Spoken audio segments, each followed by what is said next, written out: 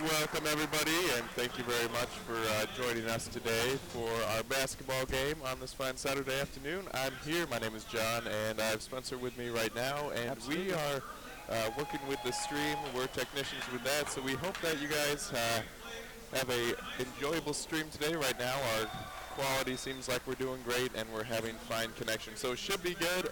If you guys do have any problems, go ahead and check out the comments section to the right on the page on YouTube and let us know if you have any issues. We'll be here and we will see those comments and do our best to resolve any issues as soon as possible.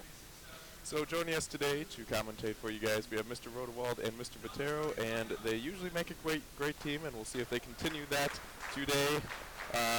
So I'm going to hand it over to them after our starting lineups here.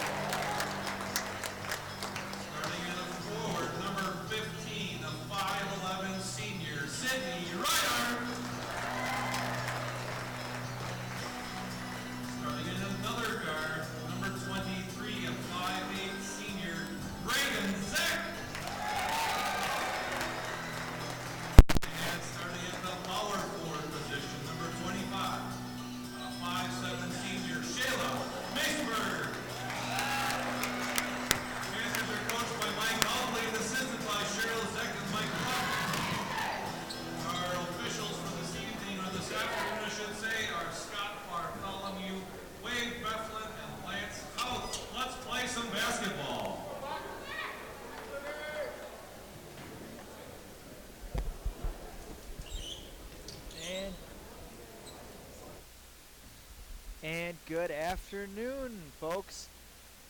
This is Mr. Luke Rodewald here joining you on this cold but sunny Saturday afternoon here in Watertown, South Dakota. And I'm joined alongside, as always, by my comrade, Mr. Santiago Botero. Good afternoon, folks. Ready to commentate for you and see what happens today. Yeah, Panther girls looking for their first win. 0-4 on the season. As Viborg Hurley, they're 0-5 on the year as they get things started. We'll talk more about them as the game goes on, I'm sure. That was number 1, Emily Bjerkes. Oh boy, that's a tough one. Bjerkaas. And we're starting solid with names already. Yeah, it might be that kind of an afternoon. No good there, out of bounds ball to the Panthers. Got to get in. Wow, it's close. The Cougar girls open up with a full court press. They start out. Kristen Cluck is starting tonight in place of Katie Laney, so a bit of a change to the Panthers' usual starting rotation. They work it inside to Shayla, and she goes up and in for the easy two. Shayla is currently GPL's leading scorer. She's averaging 6.8 points per game on the season. And she's been doing a great job down low. Again, only 5'7", but she knows how to use what she's got. As GPL picks up their first foul, and that's going to be against number 11, Kendra Cluck. Last night, Panther girls went up to Summit, take on the Wabe Summit Mustangs, and dropped 61-38 against the Mustangs in a tough gym, tough environment. 26 turnovers and a couple other issues led to their demise, but they have a game less than 24 hours later, so hopefully a an opportunity to forget yesterday's mistakes and get better. Not forget, but learn from their mistakes that That they had too. yesterday and just Yeah. get better at what they need to do today. And like we said, like this is a tough break. 2 weeks of not playing, not having that team camaraderie can like rust you up, especially coming cold into a game. Absolutely. Panthers going to have the ball with 3 seconds left in the shot clock. That was something interesting last night because they were playing Wabe Summit, and that's a Class B school. There was no shot clock. So GPL is having to kind of straddle between, this 30-second shot clock and nothing. Shayla hoists up, and it's going to hit. It's going to get stuck, which means that's a jump ball. I always thought that was a jump ball, which meant it was supposed to go to...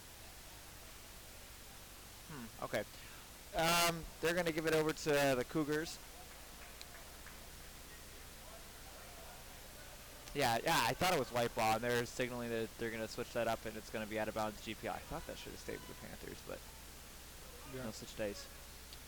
Again, Viborg Hurley is 0-5, but the challenge is that GPL does not play any of the schools that the Cougars do, so we really have no basis to understand where we're at right now. They're from way down south, kind of near Vermilion. As number 10, Kristen Paytow gets the rebound there on the fast break and also is fouled, and she's going to go to the line for a NANS 1 opportunity. Watching the game yesterday at Summit was clear that something that we need to work on as a team is turnovers. We cannot have as many turnovers as we had yesterday. Absolutely. Yeah, that was a big struggle. Katie Laney checks in for Kendra Clark. That was 2 quick fouls on Kendra a minute and a half into the game. If you remember against Wilmot, she had 2 fouls early, and that really hurt down the stretch as they need her for ball handling and just kind of an overall presence on the court. So Katie Laney checks in to replace her. Kristen Clark drives, goes a little bit too far. Good idea there, but she hits the side of the backboard. Rebound came down to her, but she was standing out of bounds.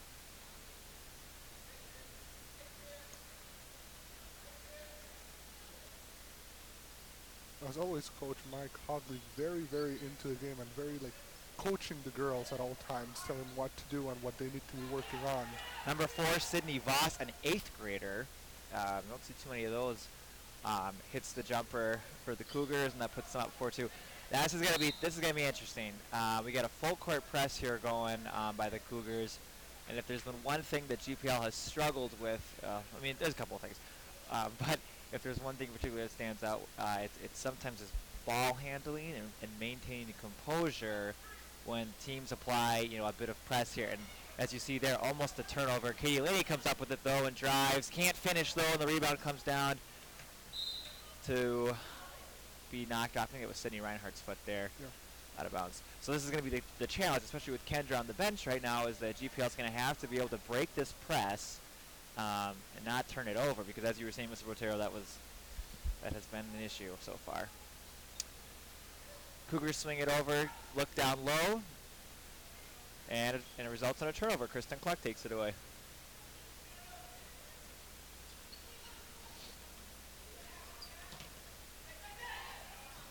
Dead ball there. Kristen picked up her dribble. Katie Laney hustles to get it though. A bit of contact created by number 10, Kristen Peteau, and not called by the refs, as we saw it. Kristen Clark tries a nifty up and under, no good. And the fast break rebound here by number 10, Peteau, and she gets fouled there on the fast break by Sydney Reinhardt. Transition defense got to be a little bit quicker than that.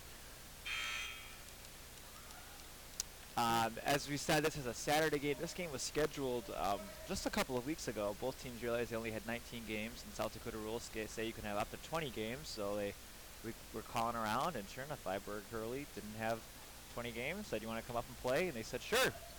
And that's why we're here on a Saturday. Coming into game number 31 for the Cougars, Stephanie Murphy. Yeah, they had a couple of subs just jump in here right now. So they're using a lot of their bench. Finds Peteau in the corner. She takes a 3. Battles around there. Rebound on the ground. Collected by the Cougars. Again, taken away by Laney. She looks ahead to Zach, because Zach can push. Slows it up. Oh, I thought she almost carried.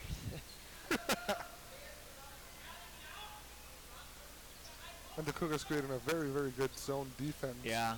Just hustling. Almost a turnover there. Yeah, hustling the Panthers.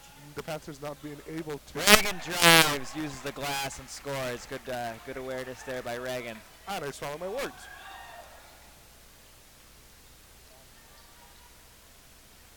.31 for the Cougars. Stephanie Murphy tries, no good.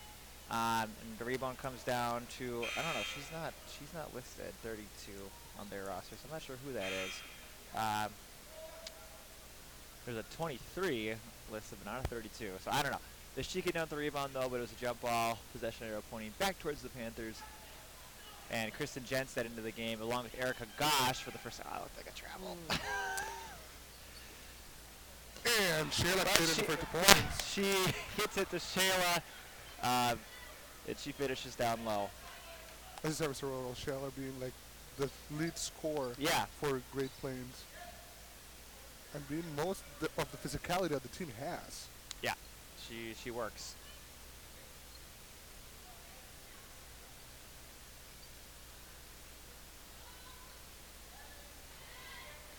Ten seconds left on the shot clock. Cougars got to force something here. Zach comes down with a nice rebound there. Nice positioning by Reagan.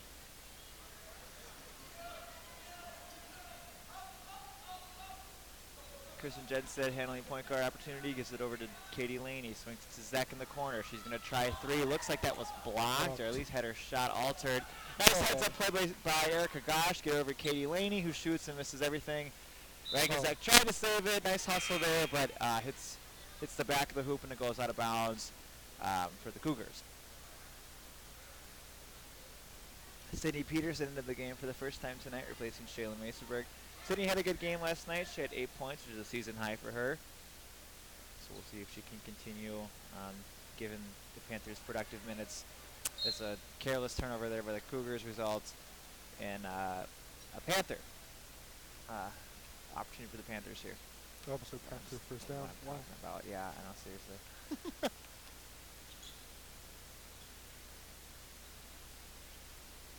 All right, Fox. Reagan picks up her dribble, but she gets it ahead to Kristen Jenstead, who's trapped in the corner.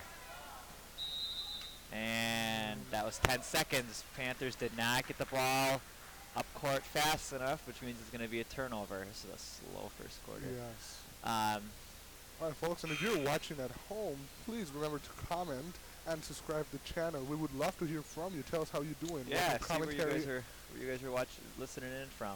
Yeah, your commentary on the game. If you want us to give someone a special shout-out, we can do that too. Kristen Clark comes back into the game, replaces Reagan Zek.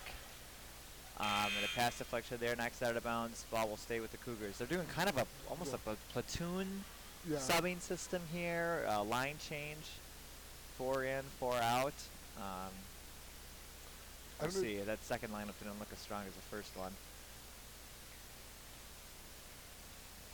Number 21 takes and fires a 3, no good. Rebound batted around. It comes down to Peterson. And she gets fouled. Good hustle there by Sydney. That was Kaylee Koprinski. A 3-point shot there. She's a sophomore. Only 3 seniors on the team for the Cougars. A lot of sophomores. In the 8th grade. Turnover by the Panthers. And the Cougars come up with it. Number 4 takes another jumper. No good. Rebound back down to the Cougars. And she's getting pushed from behind by Krista Jensen. That was kind of sloppy down there.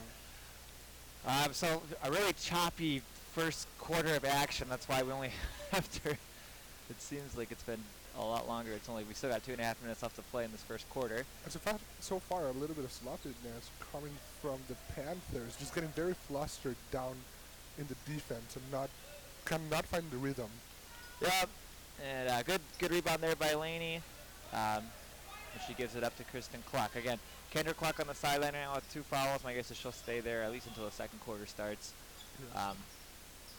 The Panthers having to do this. Nice cut there by Kristen. And she finishes. Way to go. Nice job. And the Panthers are up 4 just like that.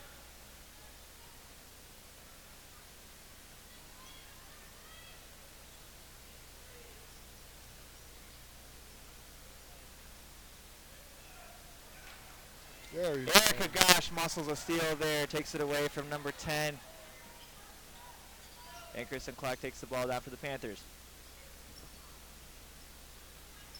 Working it inside to Sydney. Looks down low for Erica. Right idea, but Erica wasn't ready for it. That's a turnover. Reagan Zach comes back in, replacing Katie Laney.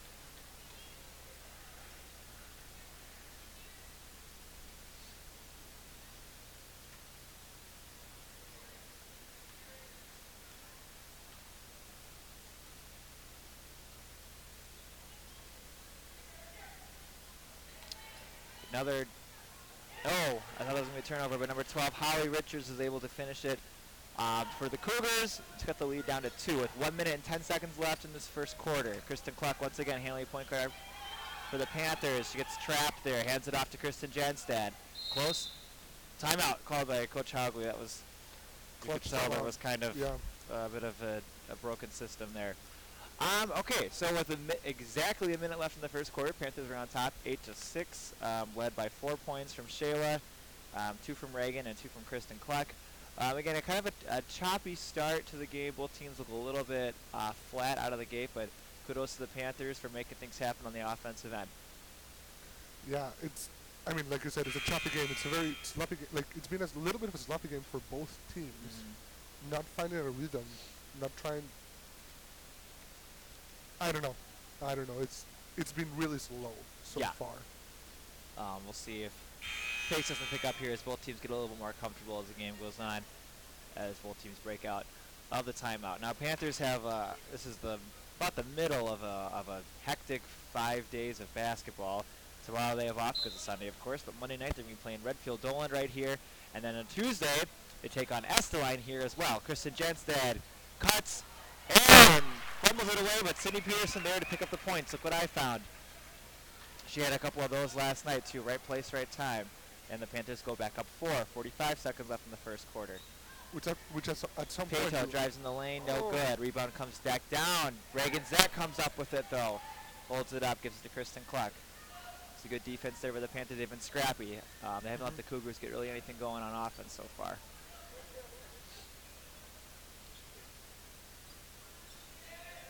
Kristen swinging it around. Got the matchup she wants. She drives. 13 seconds, 5-second difference left on the shot clock. Kristen Jenstad met. Reagan Zach takes it. Fires, no good. Rebound. Comes up with it down to GPL. 5 seconds left. Kristen Clark fires, air ball. And with that, the first quarter went. So at the end of one, we've got 10-6, GPL on top after a kind of a back and forth first quarter there. The Cougars opened up with the first basket, and the Panthers responded. And we'll see if GPL can keep this up. Last night at Summit, they were up, I believe it was 13-10, maybe 15-10, something like that at the end of the first quarter. And it's a game of adjustments. And the Panthers weren't able to kind of battle back against what Wabash Summit did differently. So we'll see what happens here in the second quarter. And we hope you folks stick around watching as well.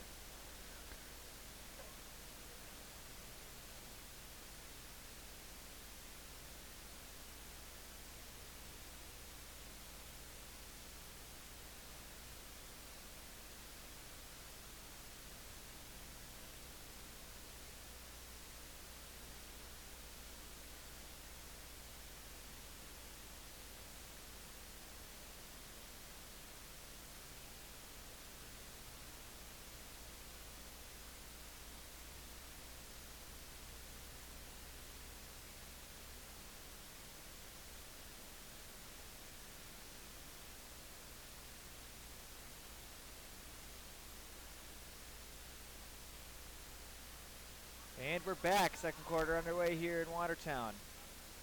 Cougars open up with it. By number 1, Emily Bierkus in the corner. She swings it over to number 10, Kirsten Patow, excuse me. Almost a turnover there.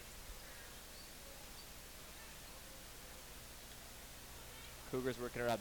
Passing for the Cougars is not sharp.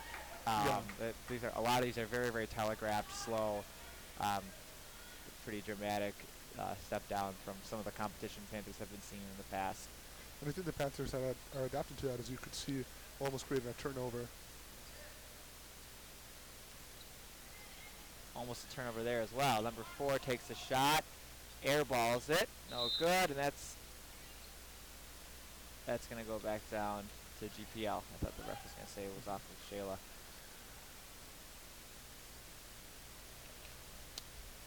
Oh boy, and a turnover there. So again, probably the one stepping point GPL is going to need to get over in order to win this game is probably going to be this full court press. Offensively, defensively, I think GPL is a superior team here, but they just can't let that press rattle them too much. They got to be able to break it. Good inbounds play there by the Cougars. Kristen Cluck takes it away. Nice job by Cluck. And she gets called with a travel there. Coach Hurley looking for a bump. Completely agreeing with Coach Hogley in this call. Yeah, I couldn't tell.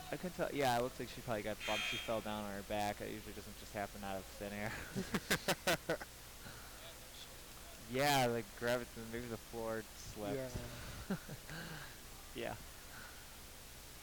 Oh, another player goes down. That's wow. I thought that looked like 5. Number 1 takes a 3, no good. Rebound batted around, and Reagan Zek comes up with it. Nice job.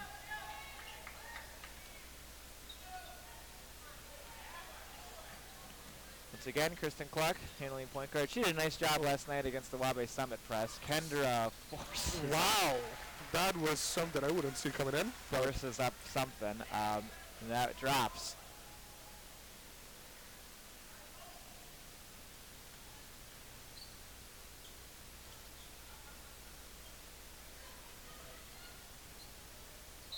That hit top of the hoop there. That's going to be a turnover going back down to GPL. So GPL has doubled up the Cougars so far in the second quarter at 12-6. As Kenny Laney checks into the game for Reagan Zek.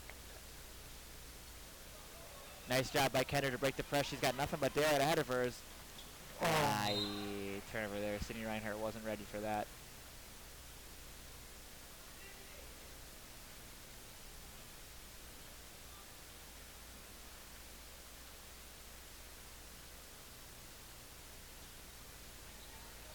Cougars still scoreless. Long pass there.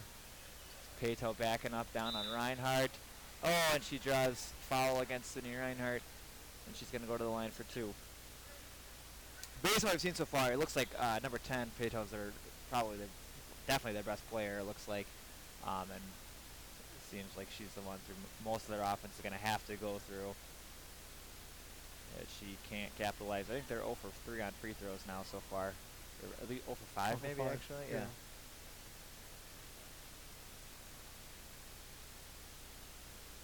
Hits that one, though, to make it a 5-point lead for the Panthers.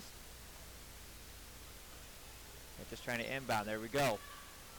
Once again, Kendra can drive all the way as she goes. Oh, tries to finish there. No good, but she's going to go to the line for 2.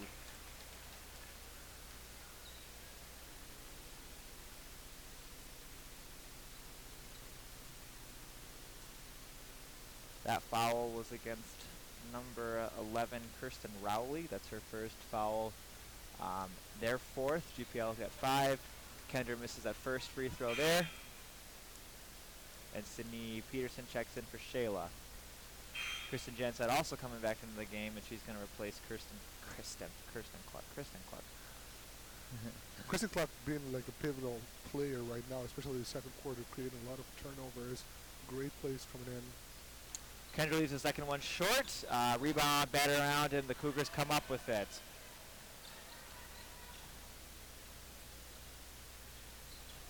Once again, Paytow handling the point. Swings it over to 13, who wasn't ready for it. Cougars keep it alive. In and out, 3-pointer there. And the Cougars once again get the rebound. Number 10's going to take her luck at a 3. No good. Peterson collects the rebound underneath. Nice job by Peterson.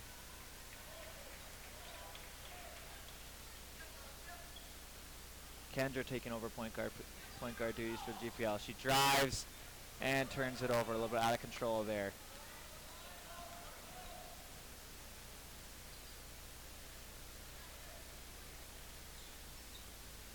Cougars swinging it around. Finds Payto once again. swings it over to number 1. She'll try a luck at a 3. They have not hit on a 3. Yeah. And in and out. Wow, my goodness. And both of the teams that are not they're not capitalizing on the fast breaks that they've had. They just So far, every time there's a turnover, the teams have not been able to score. probably the third in and out that Cougars have had. As Kristen drives to the lane and gets fouled, and she's going to go to the line for 2. As the Panthers open up. Panthers haven't hit a free throw yet. That was one of their strengths last night, actually, against Wabash Summit. They had, I believe they were 7 of 10 from the line. Didn't get to the line too often, but when they were there, they were able to capitalize. So far tonight, though, not the case, as Kristen misses that first one. Kristen Clark comes into the game for her sister Kendra.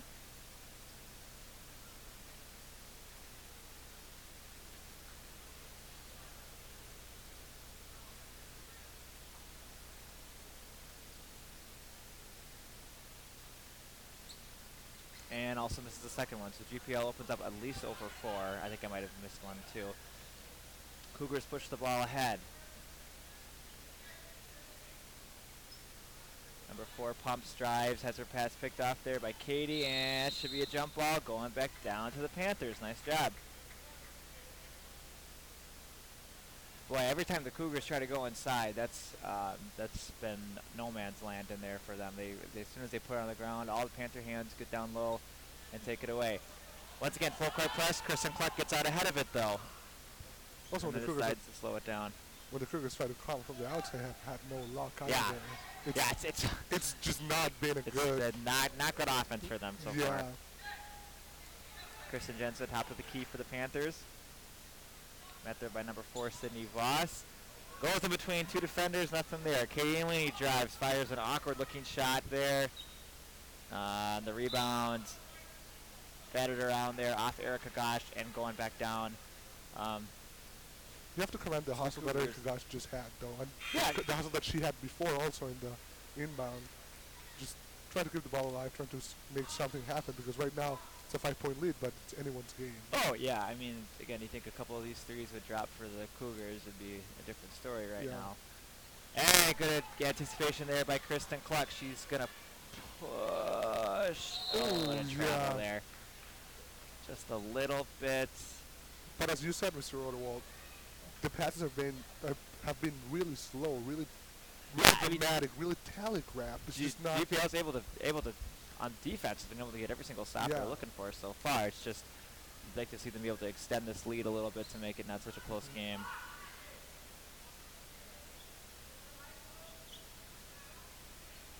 Again, good hand by the Panthers as Cougars barely able to keep that ball in play. Oh, I thought we could have had that one. Nice job by Kristen Jensen to pick that one off. Ball. Kristen Jensen. A lot of our passing decided not to. Reagan Zek drives. Cut off. Erica Gosh from the free throw line, and she hits. And it's going to force a Cougar timeout. Nice job by the Panthers to extend this lead to 7, up 14-7 with 3 minutes and 27 seconds left.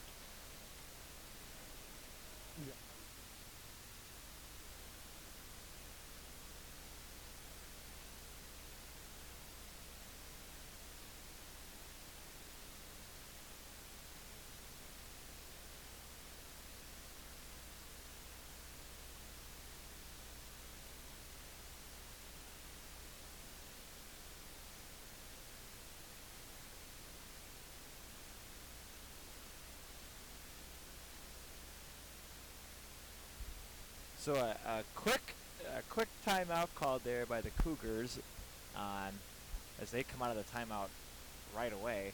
So this must have been a brief let's go by their coach, Bill Hansen. Again, this is a battle of 0 for teams right now, so one of these teams is about to get their first win here this afternoon. So far it looks like the Panthers are proven to be just a step ahead, up 14-7 with 3 minutes and 30 seconds left in this first half. You hear their coaches yell, "Quit being lazy." Yeah, and I mean, it's very slow. It's something that it's not.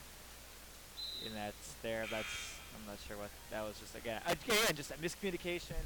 You know, the they quite simply just look all out of sorts on offense. As number 31, Stephanie Murphy, chucks it over her teammates. That pass deflected. Panthers get to advance the ball about 10 more feet.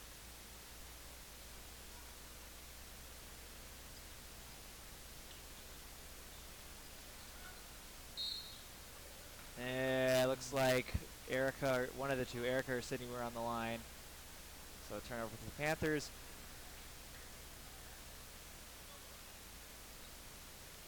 Three minutes left to go in this first half. We'll see if either team can get something going here. Number 4, Sydney Voss, dribbling, swings it back over to number 1, Bjerkes. And right now, in this second quarter, the Cougars have been almost scoreless, if not scoreless, correct me They if have I'm wrong. 1 point. Yeah, they got 1 point. Again, just dribble. Just not Just being cannot. Every time the Cougars try and go inside or go into the interior, there is just nothing there. Yeah. Not being able to capitalize is going to cost them a lot. They try pushing. They have numbers. There's number 10 backs Kristen Jenstead down and gets fouled, so she's going to go to the line too. So that might be the only way that Cougars can get back in this game. It's like every single time they try. I mean, credit to the Panthers, they're just doing a phenomenal job of taking away anything inside. Almost any time the Panthers look to, or the Cougars, excuse me, toss one inside, they swarm, and there's nothing that can get on the ground. Every single time they try dribbling, it's slapped away, which was something that was different than last night. Last night, Wabash Summit had a player, Jenna Larson, who, when she caught the ball in the post, she was able to, just spin move right around. It would come back down. Rebound there, drops down to Reagan Zek. But right now what I see is also a very even match physically. Like, no one is faster than the other one. No one is actually outmatching physically wise the other player. Yeah, bottom line is Panthers have just made a couple more shots right now. Yeah. Also, we're creating more opportunities when we go down to the line. Yep. And Reagan Zek thought about a 3, decides to drive instead, and then loses it.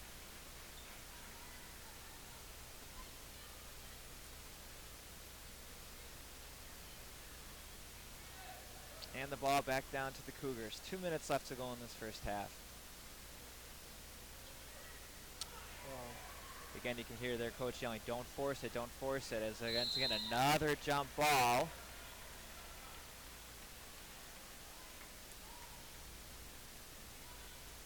This time it's going to stay with the Cougars, though.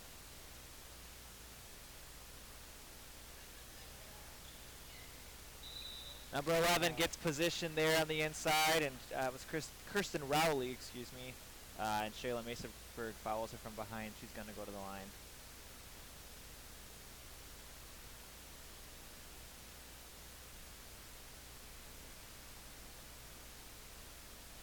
And she hits her first one to cut it to 5. 14-9.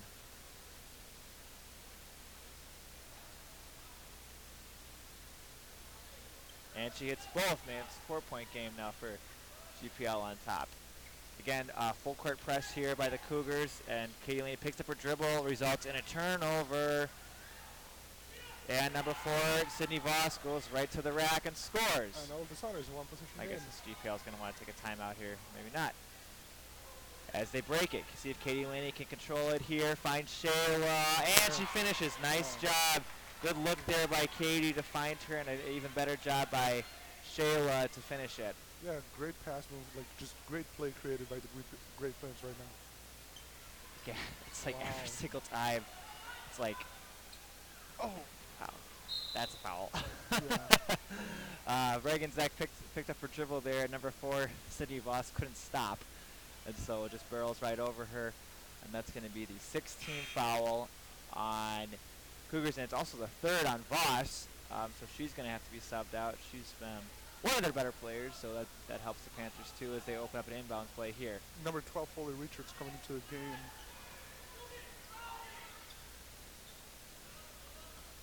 Panthers slow it up top of the key with Kristen Cluck once again running point.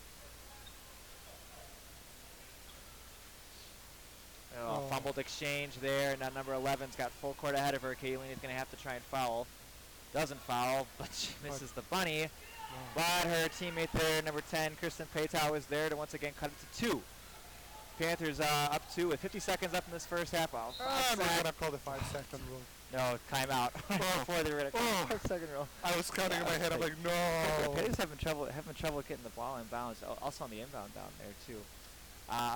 So what was a 7-point lead for the Panthers has shrunk down to 2 with 48.5 seconds left. As a little bit more ball control. Some ball control issues have been happening for the Panthers. Maybe thinking a little bit too quickly there. So we'll see what Coach Hurley draws up with in the last minute here in this first half. Quick stats for you right now. Shayla Masonberg has 6 points. We got a handful of Panthers with 2. Reagan Zek, Sydney Peterson, Kendra Cluck, Erica Gosh, and Kristen Cluck. So again, kind of what we've seen so far throughout the year. Shayla once again our leading scorer, and then a lot of the other girls chipping in. I know one thing Coach Hughley's looking for is for one of the girls to have kind of a breakout night and go off. No Panther has scored in double figures yet, which is rare, I guess, after 4 games for not one of the girls to eclipse 10 points. So we'll see. Shayla right now is on pace for that, and again, I think if GPL wants to not only take today's win, but also take a couple more of these next week, you're gonna need to get a little more of their offense going. It's hard to win games when you only are scoring 35, 36 points a game.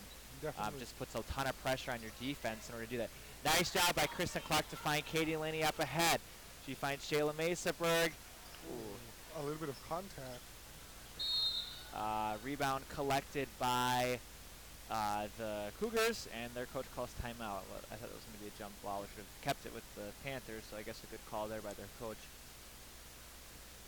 I don't know, like I said before, these games are more of a learning experience for the Panthers coming into like cold feet to a game yesterday and to this game without having that much practice throughout the break. This is going to create the experience, and this is going to create a better team cohesion, I would say, for them going into Monday's game. Right, like I said, it's funny because the Panthers had this 2.5 week long winter break. We didn't play any games, didn't practice, and they come back and it's like, welcome to basketball, because we have 4 games.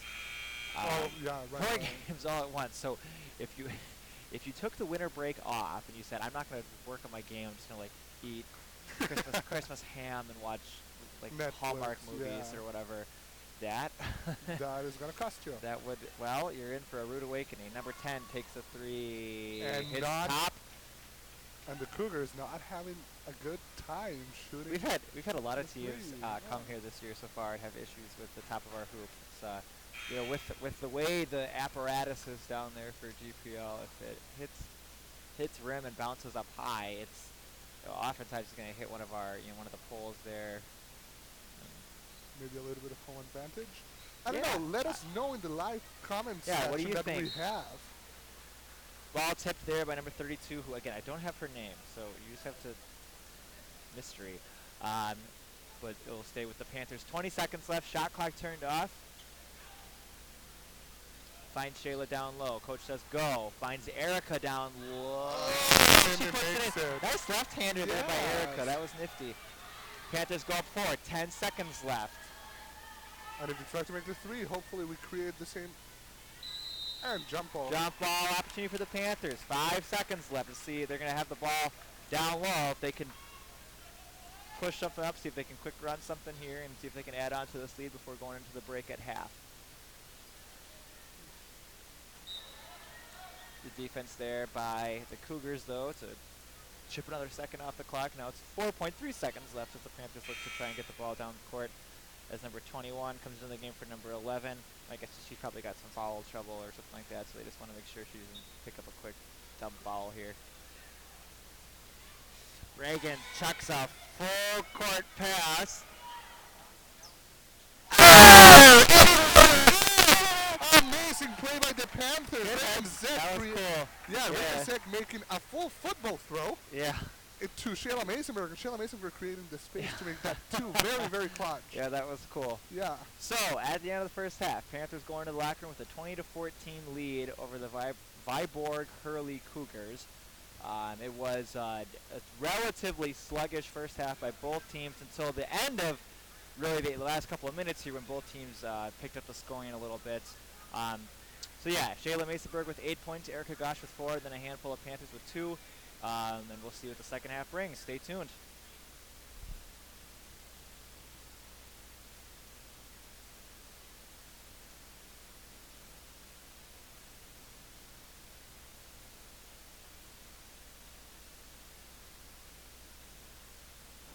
You shoot 3 different shots for McDonald's food. If you make all 3 shots, you get a $25 McDonald's gift card, as well as everything else. So, we're going to have a little fun,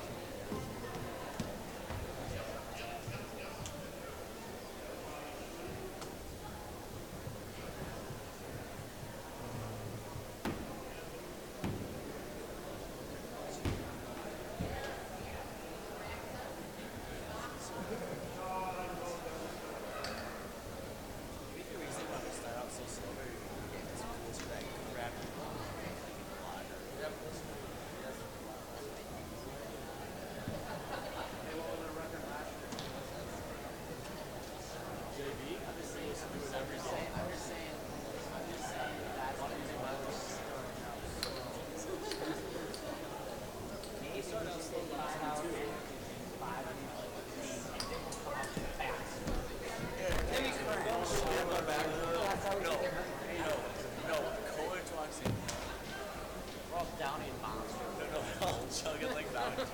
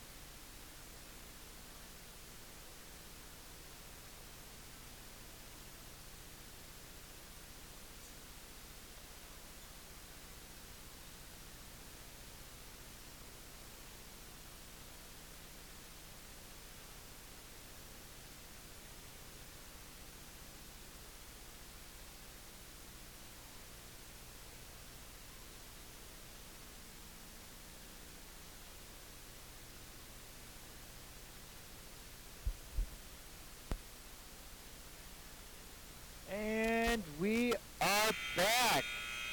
Second half action here, just about to get underway. Panthers again on top, 20-14, with 16 minutes of game time remaining. We'll see which team made the adjustments.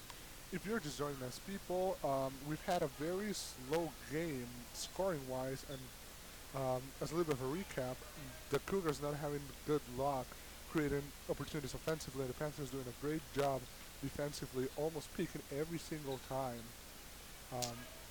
The Cougars are creating the first time. Nice job there, Reagan Zek, to block that, knock it out of bounds. That's probably the first time that the Cougars have been able to get that ball down low after going into the middle. Every time they throw it into the high post in the middle there, it's been just a bit of a breakdown there, though, defensively on the inbound as number 12, Holly Richards, scores.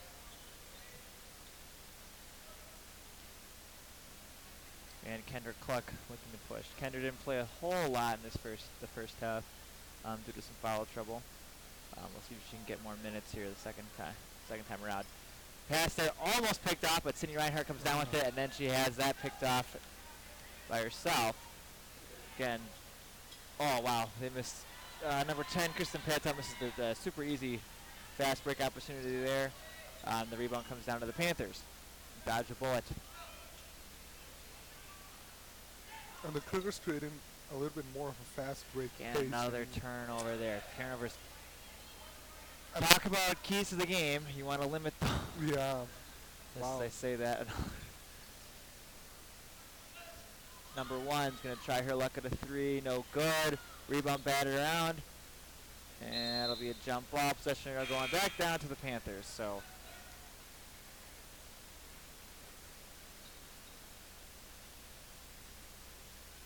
And once again, we're going to see the Cougars. They do this full court press, which the Panthers had mixed results with. It was better towards the end of the second half, or second quarter there, and that was nicely done there as they advanced the ball pretty easily. But again, you're going to want to try and limit your turnovers and move the ball up, get your offense going. Reagan Zach in the corner there.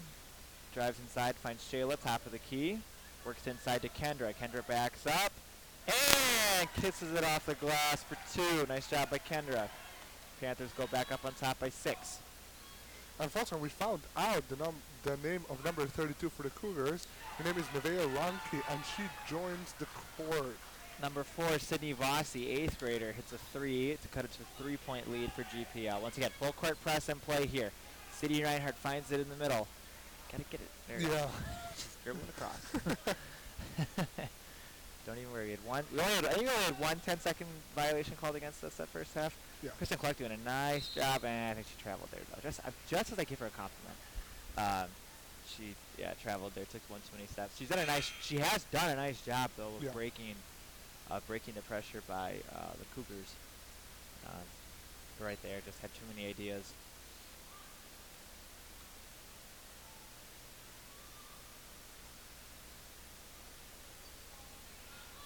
Voss works it inside. Finds number 1 Bierkes. Voss once again finds Paytow in the corner. She'll try a 3 and hits, and just like that, we are all tied up. They called that one a 2. So it was a 2. Oh, we're gonna call the Tanner. Get it across. Yeah. Timeout called by Coach Haugley. Nice decision Smart there. timeout, yeah. Just kidding. It was a 3, so it is tied up now. So, okay, so 3 minutes go by here in the second half, and we've got ourselves a new game, basically. Again, nothing really stands out to me in terms of like what happened. The only thing that happened differently is that Cougars are hitting their shots, and GPL's turned it over a couple more times than what they did in the first half. So, again, it's about adjustments. Coach Hubby knows the key is to everybody calm down now. Do what they were doing before defensively. Just try to create like those fast picks that they had. Every time the Cougars tried to go into the key, not let them have it. Well, we did a nice job in the first half of on fast breaks at times. If they're gonna do a full court press on us, there's a way you can break it and move your ball down quickly. But we gotta also stay in control. And for the Panthers, that's kind of been a recurring issue is keeping composure, not turning the ball over. Like, there you go once again. Number 10 goes fast break, looks ahead. Kendra stops ball, rebound comes down to the Cougars. She goes up with it and gets fouled. 2 shots. That's on Shayla? Yeah. Okay, that's her second foul, I think. Yep. And this is number 13. 13? Is that 12? And this is where the Holly Richards. Yeah. And This is where the Panthers cannot get sloppy. In those kind of type of rebounds, they cannot try to force to get the ball or try to force to do it. Well, and you just someone's got to jump and grab it. But they're not doing it. That's the thing. Like, they're just like standing there, like waiting for it, and it's just. Everybody's, like they're trees. Yeah. Plants on the ground, and so the Cougars now go up 1. This is, I believe, their first lead of the game. Wow, almost. Again, dead ball. Shayla trapped in the corner. Nice job by Reagan Zek to go move to the ball and find it. She had an open lane. Yeah. Reagan Zek pumps, drives, finds Reinhardt in the corner. 12 seconds left in the shot clock. Reinhardt having a little bit of trouble right now.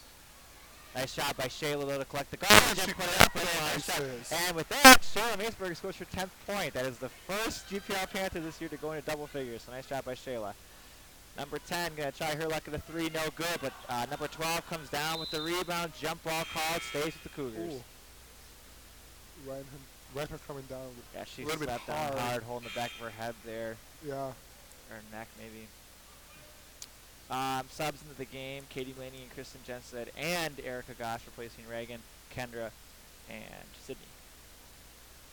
Sydney, you can see she's massaged on the back of her head there. Must have just banged on the ground.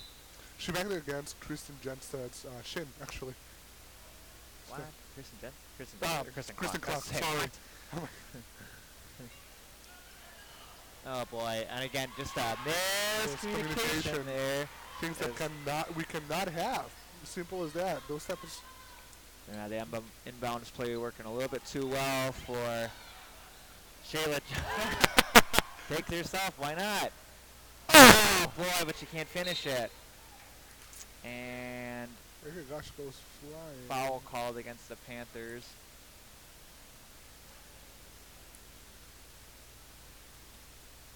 Number 21, Kristen Johnson, that's her 3rd foul. And that's something that I think the Panthers lack a little bit. Is like you saw Kristen Clark had an open lane, but she decided to stay with the play, and some of the Shayla Masonberg just did and just couldn't capitalize yeah, in it. Yeah, I mean, it's a smart decision there. There was nothing happening. Yeah. Oh, good anticipation there by Kristen Clark, just a little bit. Boy. They're working inside. Nevaeh goes up with it. Number 4, Voss takes this jumper and hits, and the lead is now 3 for the Cougars, and so they've definitely settled into their offense a lot better. They've trapped Kristen Clark. Shayla's doing a nice job of coming. Oh! Jeez. Turnover city right now. Wow! Her feet were set. I don't know. I died. I mean, and we're not the NBA, so we don't have that little arc on the bottom where it's an automatic block call charged against you, but I don't know. They must have thought differently. So that's Shayla's 3rd foul now. So they're going to sub her out here, I'm sure. And what a loss to have. Like a great post and also a physical player. Oh, they're going to keep her in. Oh, no, they're not. They're Sydney not. Peterson comes in for her. So it would be kind of risky right now. Yeah. It's only her 3rd foul. I'm sure they won't sit her too long, but again, if But you want her in as precious much number as you 4, can. Yeah. Wow, 2 missed free throws there by Paytow. So again, Panthers dodging a little bit of a bullet there. As Kendra Clark came back into the game, as did Reagan Zach, and Sydney Peterson comes in for her first time this half. Kristen Clark pumps, drives. Oh, and great spin move. And creating the foul. And a foul. Yeah, the Cougar crowd was applauding. I think they thought that was a clean block from behind, but No. they must have slapped a bit of a wrist there too. Erica Gosh with the right idea. Oh, we need to capitalize on these points. They're pivotal. Especially in a low-scoring game right now, which it's anyone's game. Yeah, Not being able to seriously. make these free throws will cost the Panthers in the long run. Yeah, you gotta connect. That one wasn't even close. Didn't hit anything, so it's gonna be She knew it. she didn't hit rim, so it's Yeah. gonna go. Yeah, she's laughing about. She's like, embarrassing. No, it's not embarrassing. It happens. Happens to the pros. I mean, if LeBron can't airball it, that's fine. Good aggressive defense there again by Kristen Clark. Better passing so far until I just I said that. That's great. Good job by Kendra, and Cougars don't cut her off. That's going to be a foul on number 23 of the Cougars. That's their 2nd foul.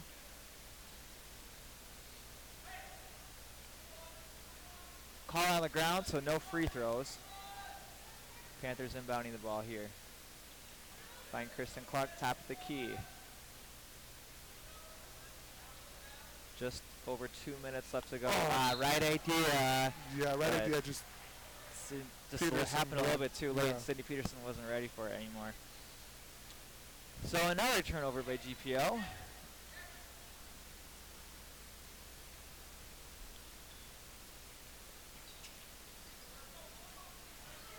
Good screen there by the Cougars. Number 1, Bierkes takes a 3. And they are not had so having many of them. luck. Yeah, Wow. Panthers are dodging some bullets here because that's probably the 3rd one that's just rolled around the rim, in and out. Only in this half though. Like we've had several ones I in the thought you first half. traveled. Can't, oh, boy. Oh, that's yep. Nice job by Erica to stick with it, and she draws contact there. Nice job by Erica. Erica Gosh with the redeeming shots here, hopefully. Yeah, she got an opportunity here. All right, Fox. Let us know what you are thinking. Let us know what you are seeing. Maybe something that we've missed or the refs have missed in the live section right now. The refs have missed. Well, we don't have the expertise eyes, but I could definitely say sometimes they do, as we do too. Erica Gosh hits 1 of 2. That's her 5th point of the night. Afternoon, whatever you want to call it. Cougars looking to advance the ball. GPL trails 27-25. They were up 6 going into this quarter, but a sling of momentum with a couple of made shots by the Cougars. Oh! And that's how you get momentum, though. And Kendra Clark goes after. I don't know what. And she's gonna draw a foul. Yeah, she needs to. I don't know what the Cougars were thinking there. They turned the ball over and no one went after it. That's what their coach is yelling at. It's like, what are you doing? You got to at least stick with the play. It's a fast break opportunity for GPL. And something that the coach yelled earlier. Don't be Stop lazy. being lazy. Yeah. Yeah. It's going to be a battle of who wants it more as Kendra hits the first one there to make it a 1-point game. And Shayla Masaberg and Kanye Lady come in to replace Sydney Peterson. And someone, Reagan Zach. Yeah. Wasn't sure who she was winning for.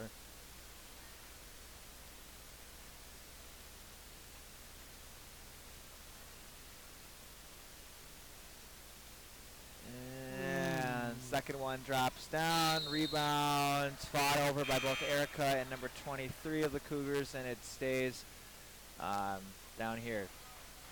Cougars put back in some of their, I guess I'll say money players, Holly Richards and Peta, who are some of their leading scorers tonight. Oh gosh. Kristen Cluck gets cut off there, finds Katie Laney, who dribbles nothing there, moves it back up to Kendra. 1 minute left in the third quarter. Panthers trailing by 1. Katie drives, nothing there. 15 seconds left on the shot clock. Katie Laney's going to try her luck at a 3. Iron, no good. Richards comes down with the rebound. I thought she traveled. Oh, and we're going to get it. We did. Yes. Nice heads-up play by Erica. Can she finish? Can't finish the layup. Coach Haug is like, come on, finish. But again, good scrappy defense by the Panthers. That could have been it could have gone the other way. It could have been a transition bucket for the Cougars, but. And another free throw by Erica. Ties this thing up, 27-27.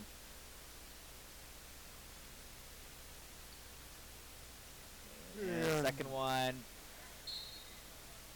Oh my gosh, that's Shayla's 4th foul. Wow, you cannot. That's exactly what GPL did not want. Losing their lead score, and especially like the physicality that Shayla brings to the game. Well, now she's going to have to be careful here. Yes, next foul, she's out. And that's why they got Sydney going in to check in for her. They work it inside. Nothing there. Finds Peyto open in the... Cougars get it back. Boy, number 32 just forcing the issue. Taken away by number 4, Voss. Good heads-up play by Laney to pick her pocket. Looking at Erica. Come on, Erica. Track it down. Wow. Nicely done. 3 seconds left. Kendra takes it for no good. Doesn't drop. At the end of 3 quarters, it is 27-27. All tied up here. A little bit of a change of pace, if you agree. Yeah, much more exciting third quarter than the first half was. Yeah, the storylines would be the Cougars making a couple of three-pointers to jump themselves into the lead, and then GPL responding to tie this thing up with some free throw shooting. The big storyline will be for the fourth quarter how long they should sit Shayla with her fourth foul of the game. We'll see what happens.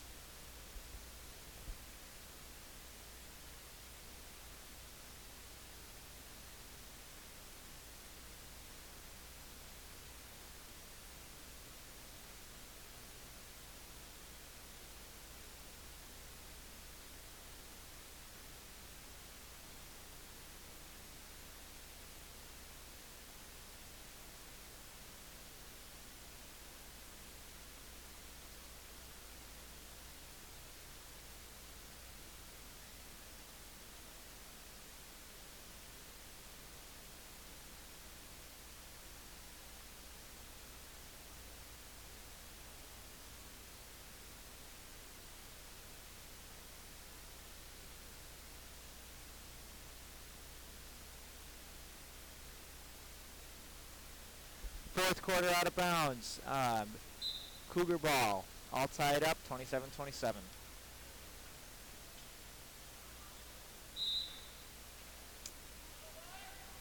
The turnover there. Oh, wait, why is it 26-27 now? Yeah, I don't know what happened there. Huh, okay. Scoreboard must be wrong. Wow. Turnover there. As Kristen Clark gets the ball taken away from her, and that's Holly Richards on the cleanup to put them up 9, I guess. It seems like one of the... Finds Kendra Clark in the corner. She's going to try her luck at a 3. On that shot. Beautiful shot. Clutch to tie it up at 29. Number 1 tries the answer. No good. Rebound down to Kristen Clark. Nicely done. Working it inside. Has it taken away. Batted around there. Going back down to the Cougars. Number 1 drives. Nice job by Sydney Peterson to get to the charge. I don't know if she was set, but she at least had number 1 lowered her shoulder, and that's what you get. What happened?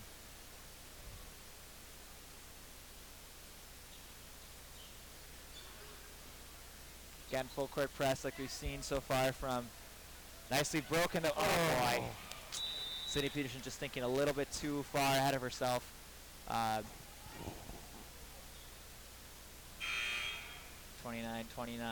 6 minutes, 50 seconds left to go in the fourth quarter.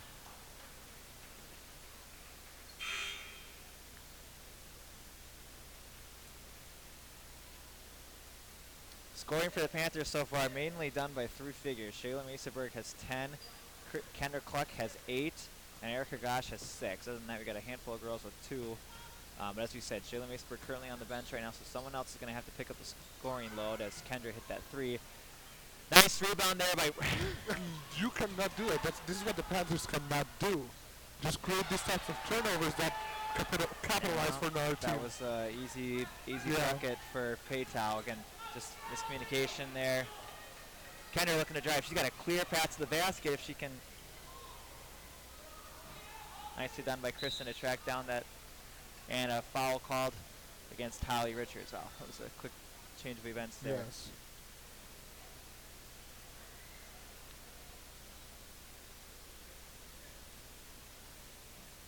Kristen Clark goes to the line for the Panthers. See if she can keep up some of the hot free throw shooting they've had so far this afternoon.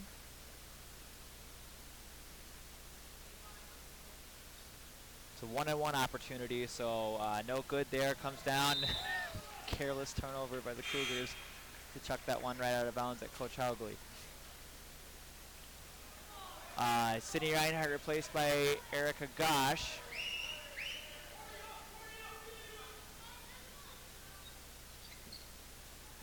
The Cougar bench getting really excited. Yeah, animated. Oh boy, watch his feet. Yeah. Rebound there by Paytow. She's going to push it. That's a turnover waiting to happen.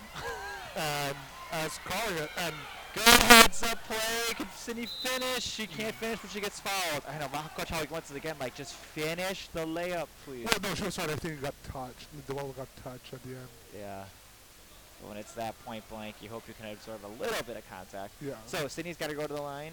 She's got 2 points tonight. See if she can make a free throw or two here and add on to that. No good on the first one. Hits back iron.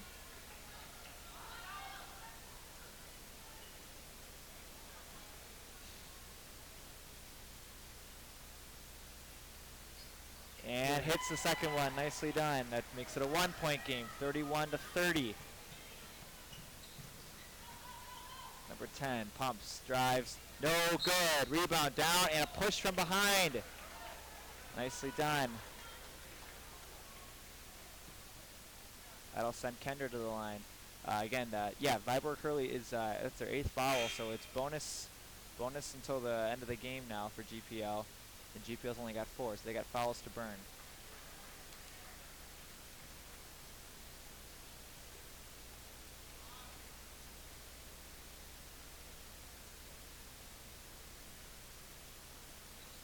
Kendra can't hit the first one. Rebound tracked down by Richards. Oh.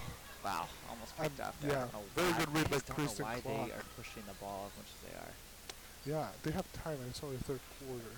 So. Neither team's been able to score very much. You think the game would be slow it down and eat clock, but Paytal open in the corner for 3, takes it in again. And the rebound comes down to Kristen Clark. And as we've seen before, like offensively, not much happening for the Cougars. Pass taken away. No one stops ball. Kristen Clark fouls her though. That's the 5th foul on the team. I think it's Kristen's second. Maybe it's only her first, actually. I don't think she fouled before. Yeah, first foul. Shayla Maceberg back into the game for GPL. Again, GPL trailing by 1 with 5 minutes and 10 seconds left. Wow. Wild shot there. Rebound down.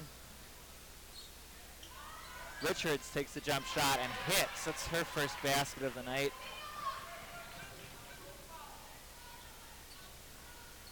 GPL gets it in bounds. You can hear the Cougar coach telling, don't foul, don't foul, don't foul. As GPL pushes up ahead. Nicely done. Kristen Clark slows it down. 4 minutes and 40 seconds left to go in this game. Picks up her dribble so far away from the hoop, though. Kristen takes the jumper, no good. Richards down with the rebound. She looks to push.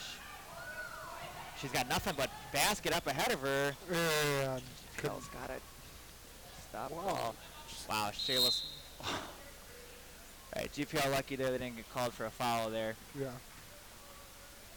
Sorry to commentate so jumpy back and forth. Just the game is fast and we're trying to keep up with it right now. Timeout called there by the Cougars. Let's see, timeouts. Both teams now have 2 timeouts left with 4 minutes and 22 seconds left. Panthers trailing by 3, and we'll be right back.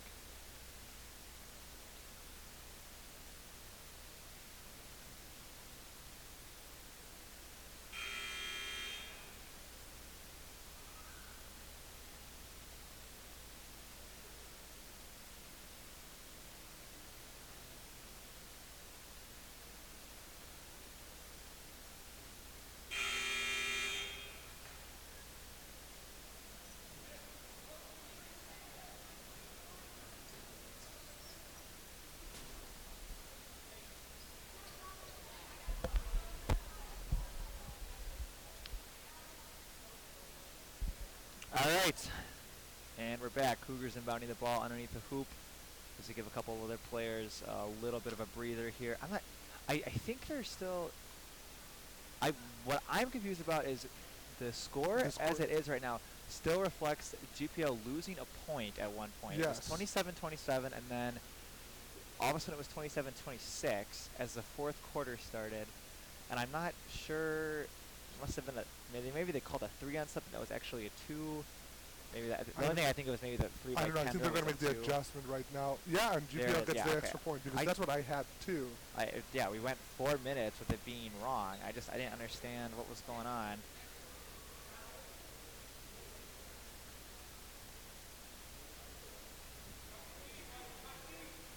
looks like credit to Brooke Fry and Hannah Kratz, managers, for keeping the correct score on their iPad there. Number 1 Bierkus dribbling the ball for Cougars.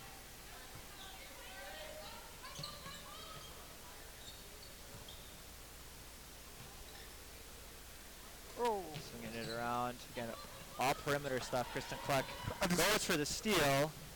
It's a gamble. Rebound down to the Cougars. Nice offensive rebound there for them. They find Bierkus. They try to work it inside. I play a little bit of hot potato with that ball, both teams. Yeah. Every single time that it goes inside the key, they cannot handle it. Nice move there. Come on, we gotta grab a rebound, GPL. Let's go. Paytal controlling at top of the key once again. Swinging it over to Bierkus. Well, the girls are Now not they're taking jumping. time off the clock. They're going to try and make this game go by as quickly as possible. Anticipate. And it's over.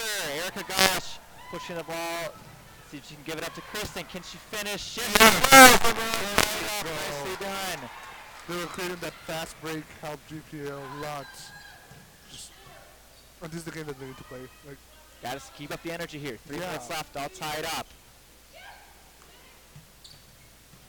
and the Cougars now playing the waiting game. Yeah, they're trying to Run the eat some clock down. Number 1 takes another. Oh, wow, that's gone out. Well, you knew she was bound to hit. She had so many that have just rimmed out. You figure eventually it would go down for her. So 2 minutes and 45 seconds left. GPL trailing. Once again, the pressure by the Cougars.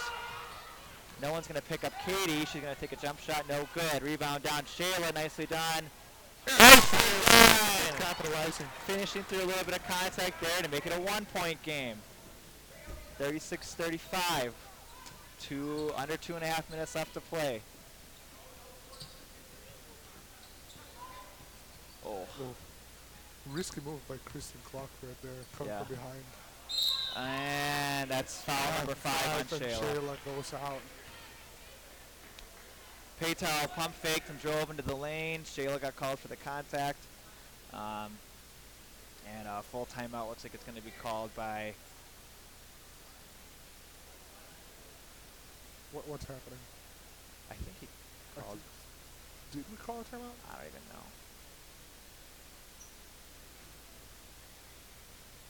I don't know. It was 5 fouls on Shayla. Mm-hmm. So she's fouling out. But, yeah, I think we called the timeout. Bunch of subs coming in now for GPL. Sydney Peterson, Kristen Jensted. Kendra Clark. And Sydney Reinhardt. So Kristen Clark and Erica Gosh take a seat, as does Katie Laney. And Paytal goes to the line for 2. That was GPL's 6th foul, so anytime GPL fouls now from now on, it's going to be one-on-one opportunities. Bad, I would say Cougars have not made a lot of free throws here tonight, and that's, again, one of the reasons GPL is still in this game. Yeah, I mean, if the Cougars would have been able to make all the threes and all the shots that they've been doing, it would have been a complete different game right now. Kendra Clark in at point guard. The key here is GPL's got to stay calm. There's still plenty of game left, 2 whole minutes here. Reinhardt goes to work down low. Nothing happens though. Rebound taken away. Paytal drives in. They take it out, try and slow it down now. Wow, both teams look a little bit jittery right now. I'm jittery right now. Again, GPL trailing by 1, 36-35. Minute and 30 seconds left. 1 takes another 3. Cash does it. Shoot. And now it's a 4-point lead. 35-39. Kristen Jensted dribbles down to the corner. Nothing there. Works her way into the lane. Finds Kendra. She drives. Takes a shot. No good. Rebound down to... There we go. Reagan Zach takes it away. Drives. Can't finish. Oh, could have been an A1 opportunity there.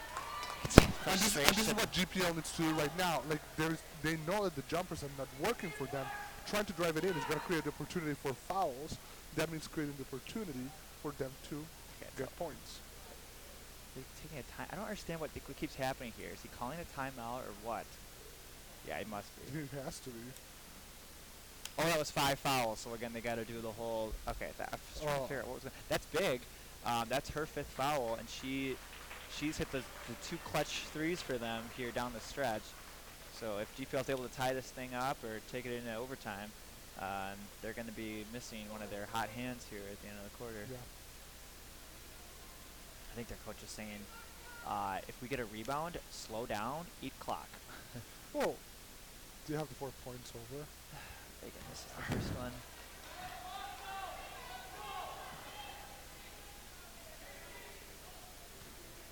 Reagan Zek tries the second one. No Batted good. around, no good. Reinhardt stepped out of bounds, unfortunately. Scrappy rebound fight there. GPL looking for a stop as the Cougars sub offense for defense in here is 32. Richards replaces number 12. We need to see a GPL that was playing in the second quarter. The GPL that created so much more defensively wise that they're doing right now. Well, right now it's you gotta get a stop here, and then you gotta score quickly. They're gonna And get the caught. thing with GPL is they gotta keep their calm, because there's gonna be a tendency or a want to rush this because it's a 2-possession game. And very intelligent move by Coach Mike Hogley, trying to keep the girls in the zone, not moving them. Oh wow! Oh my goodness! Kender gets called for a foul. I don't know, it counts like a block. It looks like a clean block to me Yeah. from here. I mean, it's from that angle. I can see what the official's thinking. That's going to send number 4, Sydney Voss, the 8th grader, to the line. She hits the first one. Makes it a 5-point game with 34.3 seconds left. Erica Gosh checking in, replacing Sydney Reinhardt. They're going to come down to the wire here. Coach Hansen telling their girls, no reaches, try to box out. We don't need a foul right now. Well, Kendra looks to push. Nice crossover. Drives. Can't finish. Rebound down to the Cougars. GPL's got a foul. Got a foul. We need to stop the clock. Fowler. Wow. Throws it to the GPL bench. Okay. Well, That works too. Okay, 5-point game. 18.6 seconds left. Coach Hauge calls timeout. Panthers still alive here. They're going to have the ball. They're going to be inbounding the ball here. Again, shot clock obviously turned off. GPL needs just. It doesn't need to be a 3. It just needs to be a quick score. Quick yeah. score, and then you foul.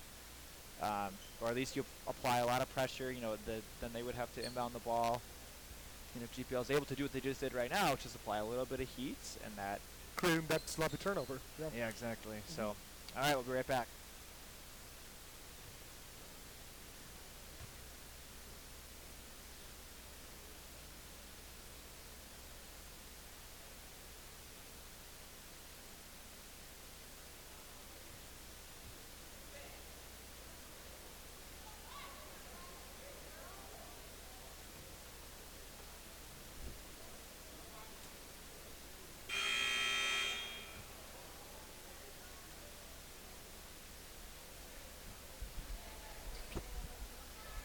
All right, welcome back.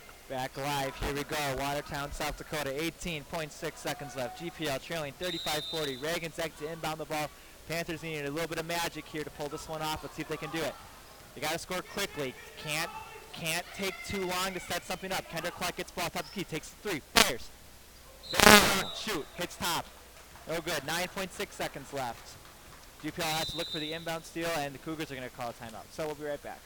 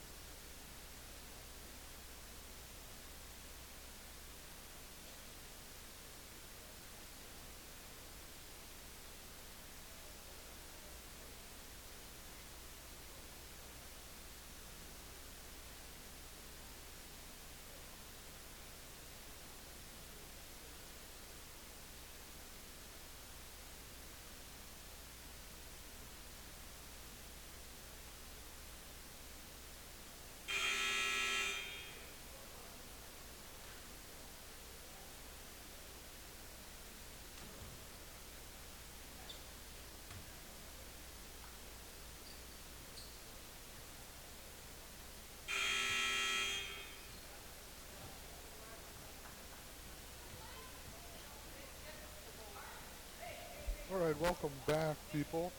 9.5 seconds left. Cougars inbounding the ball. GPL needs to get the, steal. Stone gets the steal. Kendra takes the three and airballs it.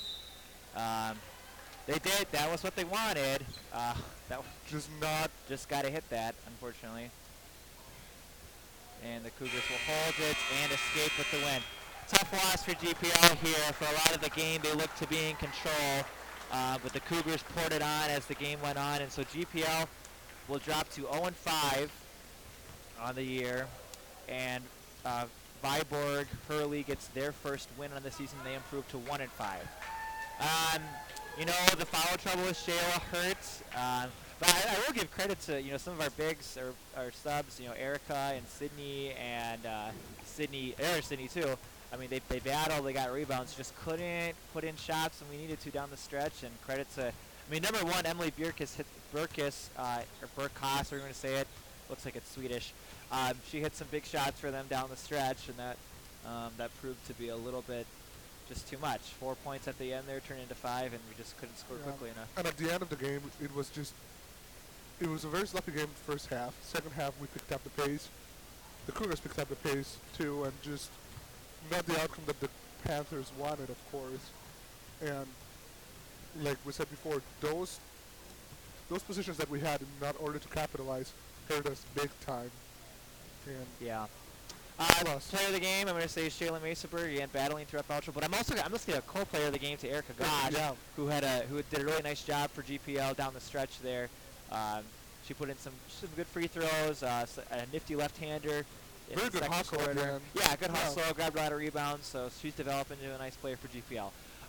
Your Panther ladies will take the court once again on Monday night versus Redfield Dolan, and then Tuesday night here against S-Line. Both of those games are home, so again, we hope if you're here watching the Panther ladies, you'll also tune in again, so you can see GPL again searching for their first win, and we'll see if we can't get it on Monday or Tuesday against one of these teams. Both of those teams, Redfield Dolan is in our region, so that's a game that might have implications as far as seed pointing and later on in the in regards to playoffs and postseason play.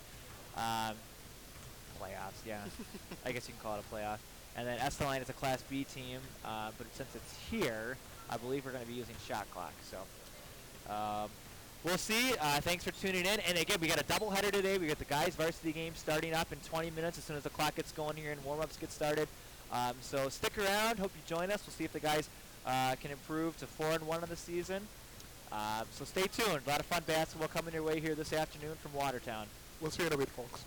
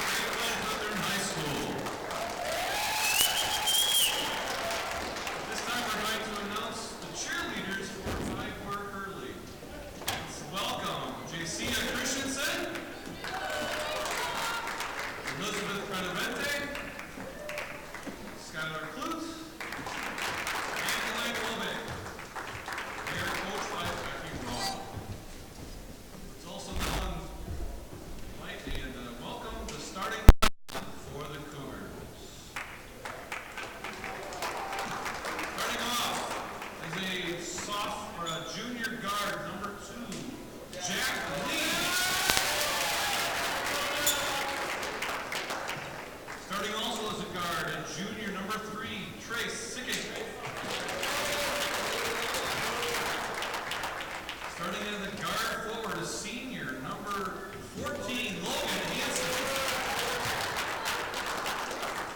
Starting as a forward, junior number 15, Quinn Dorn.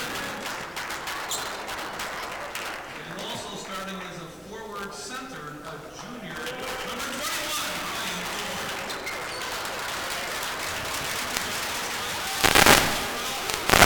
And assisted by Sam Stoltenberg and Stephen Lee. And now the starting lineup for your Great Plains Thunder Panthers.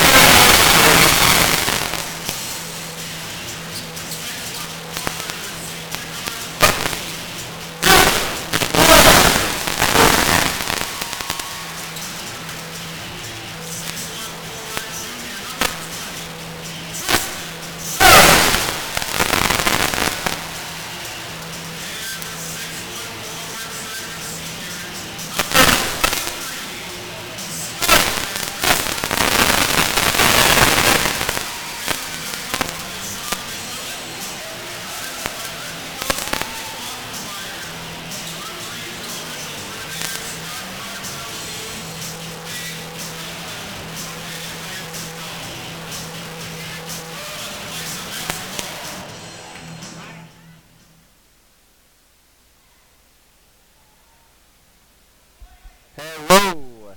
I'm a little loud. Hello. How about that? Better. Okay. Welcome to the second half of our double feature today, as the Cougar men and the Great Plains Panthers tip off here, and GPL is able to control the tip. Christensen looks down to Holleen, who has his pass broken up. Ooh, I don't know if he could do that. Duval swings it over to Christensen, takes the three, hits iron, no good. Nice hustle there by Aiden Holleen to get that rebound. Nice scrappy play there. He looks like he's in pain though. Oh boy.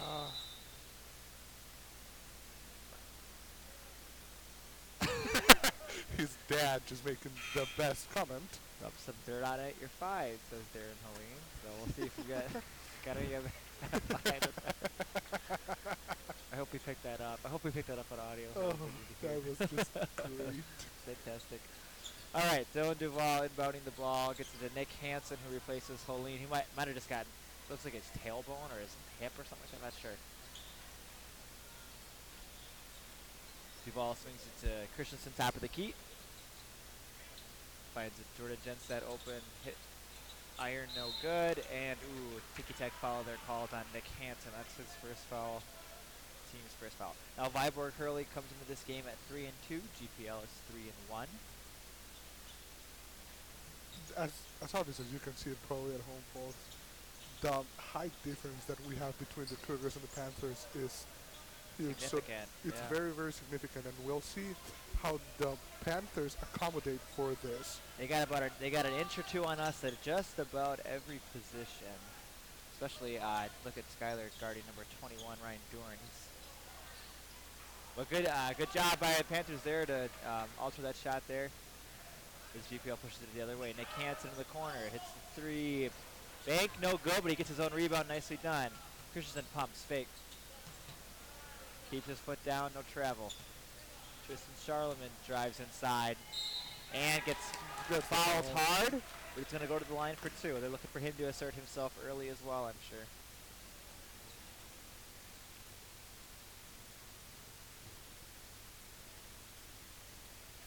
Again, Viborg Hurley is 3-2, and if you joined us for the girls' game, you saw that the Cougar girls took down the Panther ladies 40-35.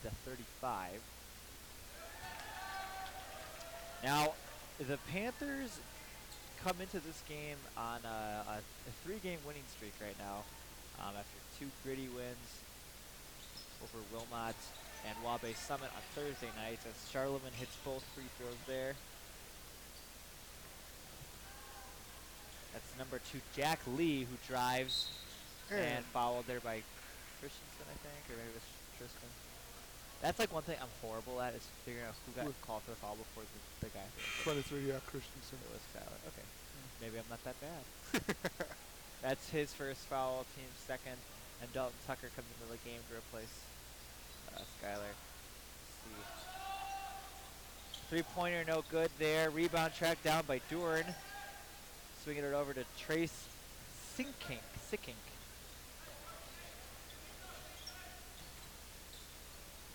Number 14, Logan Hansen, a 6'2 senior, drives into the lane, and he gets fouled on his shot there, and he's going to go to the line for 2. That foul was charged to Dalton Tucker, so 3 quick fouls on the Panthers to open up play.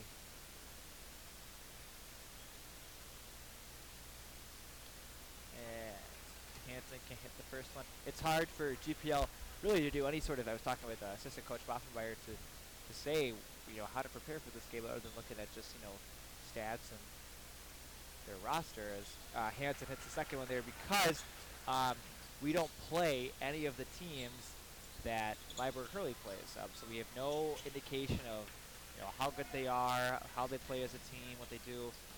So this is going to be kind of a Pandora's box, a mystery, and we'll see what happens. Jordan Jensen splits the defender, hands it off to Hansen, who goes back up to top of the key. Ball in the corner, finds Tucker, but Dalton, I thought that was off. Yeah. I thought that was off. I think that's the best match right now, like in height, for 2 posts to be against each other. Yeah.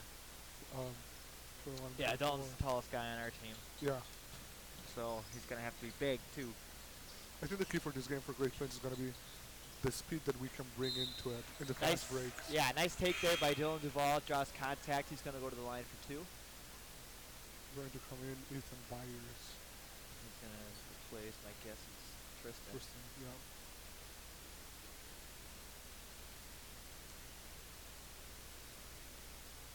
And a nice shot by Dylan to hit his first one. Yeah, and as we called it.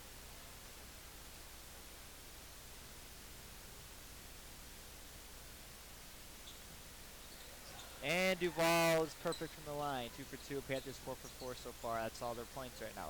And the Panthers starting with a full court press too, just applying a little bit of heat. Number 3 drives. 14, Hansen takes a jumper and he hits. It's their first jump shot. First jump shot of any for either team tonight so far. Hansen brings the ball down for GPL. On the court for the Panthers is Hansen, Holine, Duvall, Byers, and Tucker. Byers going to work inside, gets fouled. Back iron can't hit, but he's going to go to the line. GPL doing a nice job of getting to the free throw line so far tonight. That helps.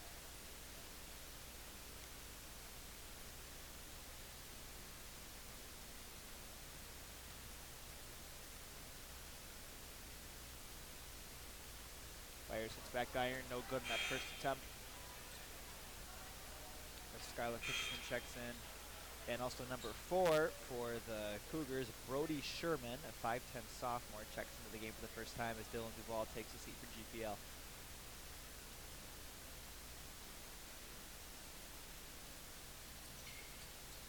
Byers hits the second one. GPL goes up 2. 5 minutes left in the first quarter here. Number 2, Jack Lee drives right to the rack and is fouled, and he's going to go to the line for one more. That foul was charged on 23 Skyler. That's his second foul. So both teams are going to have some foul trouble. It's already 4 fouls on GPL, 3 on the Cougars, and we're only less than 3 minutes into the game. Lee hits it. It's the and one opportunity to push it to 6, and that's the first lead of the game for the Cougars. I can foresee Lee being a little bit of trouble for Great Plains. Full court man press applied here by the Cougars, but Holine and Byers do a nice job of breaking it, and a nice pass and find by Holine. Very well thought play. Helps Tucker get the easy bucket there. Before a little out of control, turns it over. Nice job by Hansen. Heads up play. He pushes. Finds Holine.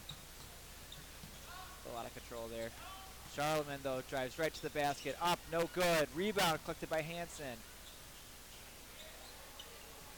Yeah, of course. And a push.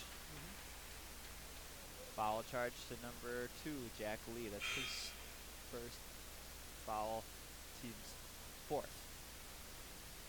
As Nick Hansen takes the seat as Jordan Jensen comes back into the game. And number 12 for the Cougars, Chase Gust, 6'1". I feel like he does not look 6'1 to me, Yeah. but perhaps he is. He's a probably sophomore too. Since Only we're up high, they don't see us big. Byers dribbling around top of the key, finds Genstad, turnover.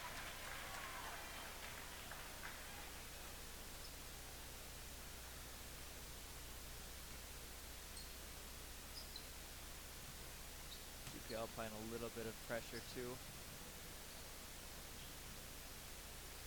That's number 3, Trace Seeking handling the ball. Hansen kicks it over.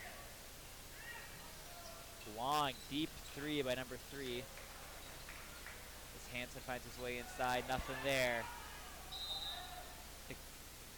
And Cougars called. Oh. Whoa. I don't know what's going on there now. I thought they the called ref their called timeout. timeout. His time? The ref thought the Cougars called timeout, and he was going to give it to them, but nope. Well, I don't know. Then the shot clock should be reset. Rebound batted around, comes down to Ethan Byers. They look ahead to push. Pauline out in front, he could fly. Loses it. Nice hustle by Charlemagne and Tucker. He's out of bounds, unfortunately. Good hustle and effort there by the Panthers to track down that ball. But can't control it, so it's going to go back down to VH. Viborg Hurley is kind of a mouthful. Number 3 blows past Aiden Helene.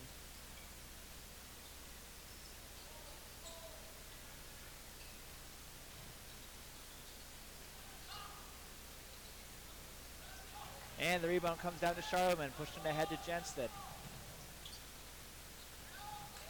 Jensen slows up, finds Helene, wide open for a 3, takes it, and he hits. Good. Nice job by Aiden, and a nice assist there to Jensen. GPL pushes the lead up 10-6. 3 minutes to go in the first quarter here.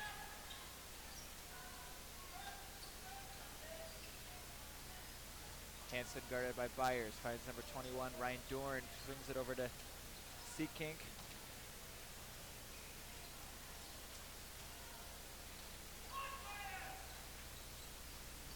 And scrappy defense there by the Panthers. That was Jensen and a couple other defenders as well to take that ball away.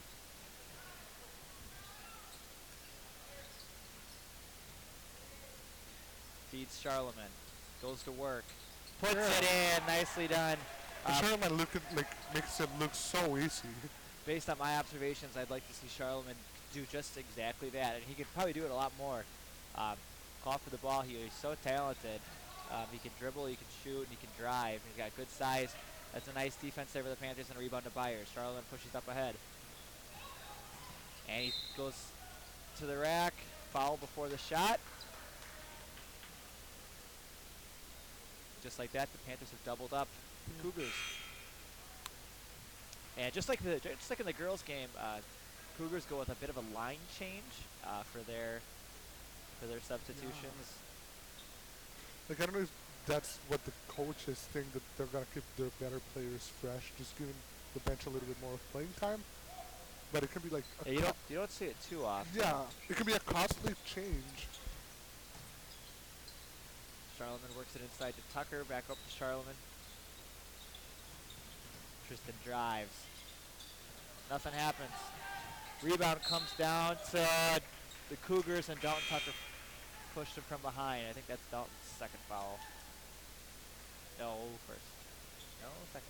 We're gonna find out. I didn't write down how many fouls he had. That is his second foul, so Byers have to come back into the game. So Dalton Tucker and Skylar Christensen both have 2 fouls for GPL. And again, when you're playing a team that's as big as the Cougars are, that could That could hurt later on, but we'll see. Into the game for the first time for the Cougars is number 10, Tate White. They push the ball ahead here. Also Brady Patterson into the game for the first time for them, who swings it over to White, top of the key. Thinks about it, decides to pass it to Sherman.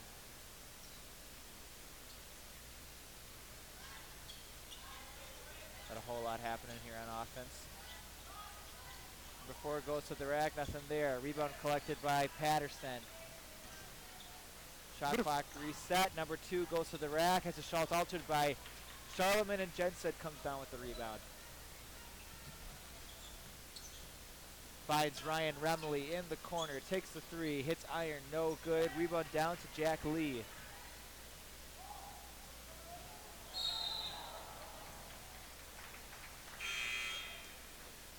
Right, folks, and a little bit of a scrappy defense coming in from both teams, like hustling, not in the ways that you want to see, just kind of meh, I would say.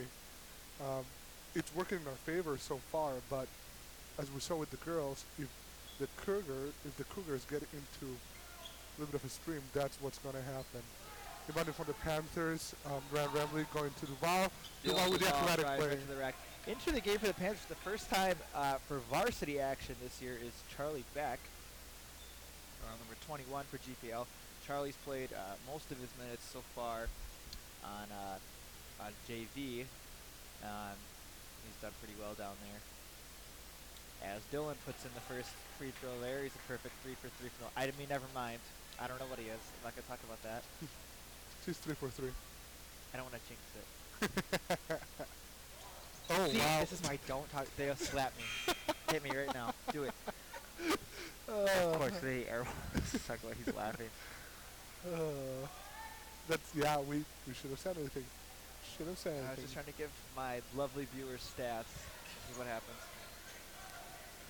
40 seconds left in the first quarter. The Cougars drive. No good. Rebound down to Duval. He's looking to push. He has the time. He has to just slow it down a little bit. Clock off. Panthers can hold for last shot if they want to. Yep, there you go. Set it up. Just, they have the time. No shot clock right now. Fires top of the key. Turns around. Drives against number 1. Nothing there. Under 10 seconds left. Hands it off to Dylan Duval. Takes a 3. Awkward looking. Rebound comes down. Dylan Duval with the... Ooh. And a wild end of the first quarter adds with the Panthers up 13-6. A couple of shots there by Dylan. Dropped. Nothing happens though. So a good first quarter though by the Panthers. A lot of energy and a nice job of weathering early foul trouble to 2 of their starters. Or one of their starters, and then also Dalton Tucker. As you said, something that we really want to see more of is Tristan Charlemagne getting more of the ball, getting more like of that action that makes him just the great player that he is. Yeah, I think if he's got opportunities to, isolate himself one-on-one versus someone gets the matchup that he wants, I say, yeah, call for it, demand the ball. But so far, everyone's doing a nice job. Dylan's had some nice takes to the rack. Aiden Helene with a nice 3 as well. So we'll see. We'll see what keeps happening as we get ready for second quarter to start here.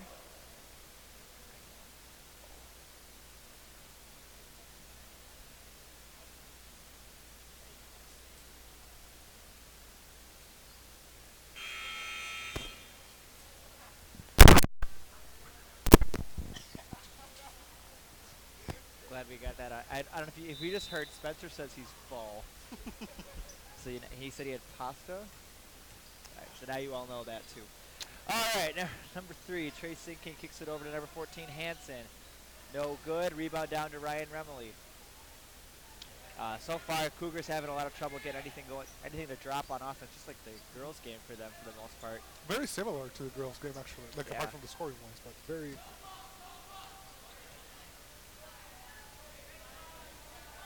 Hansen controlling things. I'll commend the Panthers right now, keeping a lot of composure and just setting good plays and not forcing anything that might not be there. That might have been the first forced shot that we've seen. It fires, swings it around to Remley, takes a shot, air ball, no good.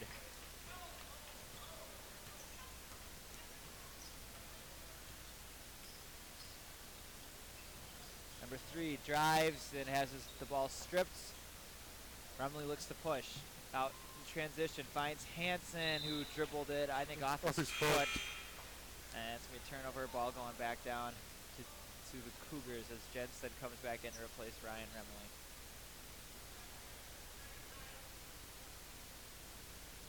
GPL applying a full court press, testing the Cougar ball handling abilities. And the Cougars break it. Now they got numbers. Number 3, that's Trace Sykink, and he takes a 3 and hits. That's his first shot of the night, or first make of the night, excuse me. He's taking a couple ones. Jedstead picks up his dribble right after half court. No. Byers drives. Nothing there. Over to Charlemagne. Takes the 3. In and out. Rebound down to Dylan Duval, who leaves it short. Rebound down to 21, Quinn Dorn. And it goes back down the other way to the Cougars. Nice takeaway by Jordan Jedstead, who anticipated that. Fakes, drives, and is fouled, and he's going to go to the line for 2. That would have been a very, very good shot. Nifty little fake that. Faked me out. I thought he was going to pass it. Don't tell him I said that. He'll probably rewatch this. I was kidding. I was kidding.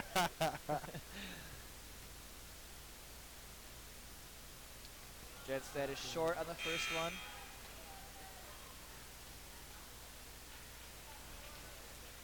As Ethan Byers and Dylan Duval take a seat for Dalton Tucker and Aiden Helene.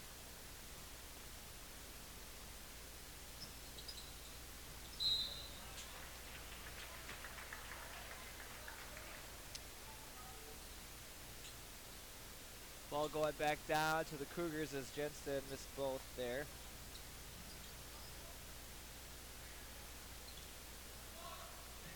And again, scrappy defense by Aiden Helene. That was off Cougars last. Yeah, That should be going great hustle by Aiden Helene. And that hit number 22, Walker Krapinski, who had a sister or something like that on the varsity team that I had to have trouble pronouncing.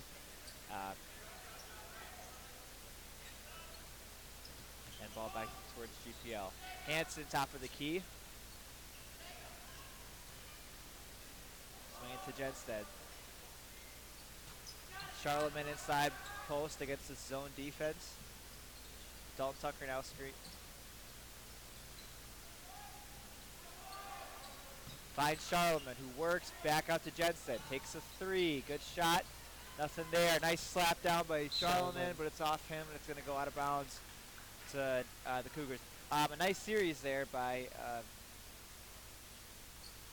GPL. They got the shot they wanted, but just doesn't drop. And Dalton Tucker gets called for the push foul there.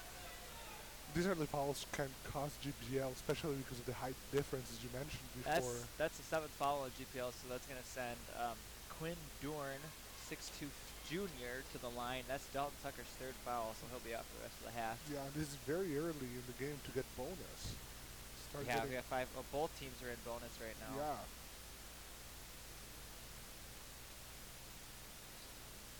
But he can't hit on the first one. Nice rebound by Byers.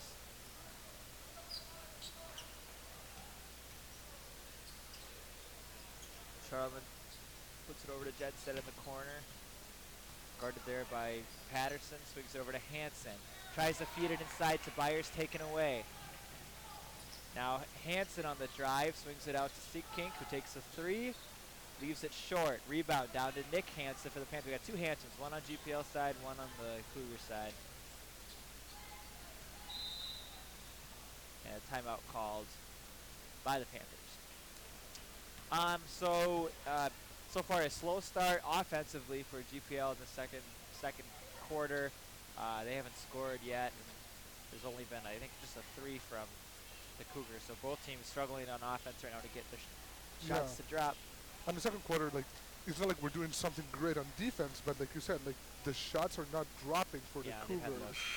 So, I mean, whatever works at this point. Yeah. But we need to pick up the pace.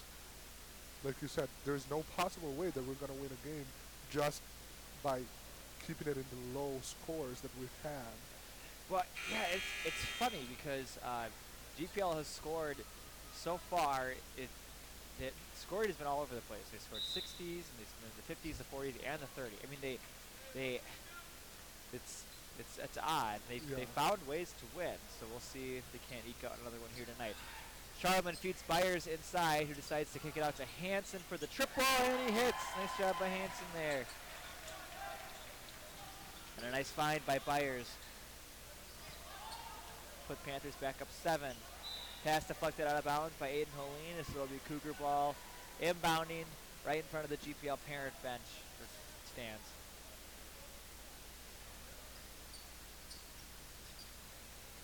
Number 3 drives and kicks it out. Passes up on a wide open 3. Must not be a shot. Hansen drives inside, and he hits, finishes through a little bit of contact there. And cuts the lead to 5. Just over 4 minutes left to go in this first half.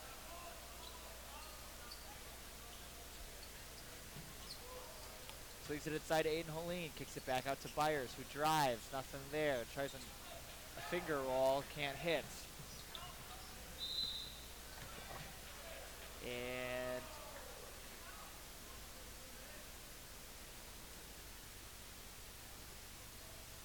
foul called there on Aiden. Is it Byers? Yeah, Ethan Byers. Like the foul was called before they came down. Okay, foul against Byers. That's his first personal, team's 8th. Sure enough. So that's going to be Tracy Kink to the line. And he can't hit. That's 2 and 1 opportunities that have happened that nothing's been able to go. Not and 1. 1 and 1 opportunities, excuse me. Sorry, my mind's wandering. Charlemagne takes the 3, dead on, and he hits. Nicely done. Like I said, the Charlemagne just makes them look easy. Yeah, he's up to 7 points already for GPL. And nicely done by Ryan Remley. He picks the pocket. And he gets fouled there by Seeking on his layup attempt. He's going to go to the line for 2. Number 3 kind of looking at the refs like, really? I was like, yeah, a lot of contact.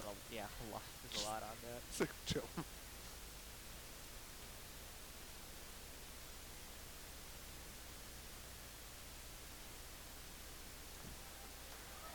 Remley misses the first free throw. And a timeout called by the Cougars.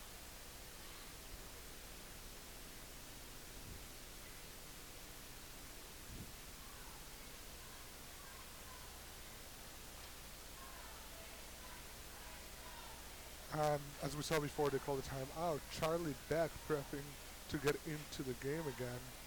Yeah, it's interesting to see. He hasn't, Yeah. again, he has not, this is the first game on varsity that he's played all year for GPO. He's always on the bench with them, but he hasn't seen any court time yet. He's very talented in JV. Like, he's a player that sacrifices his body. He's always all over the place. He's always on the floor.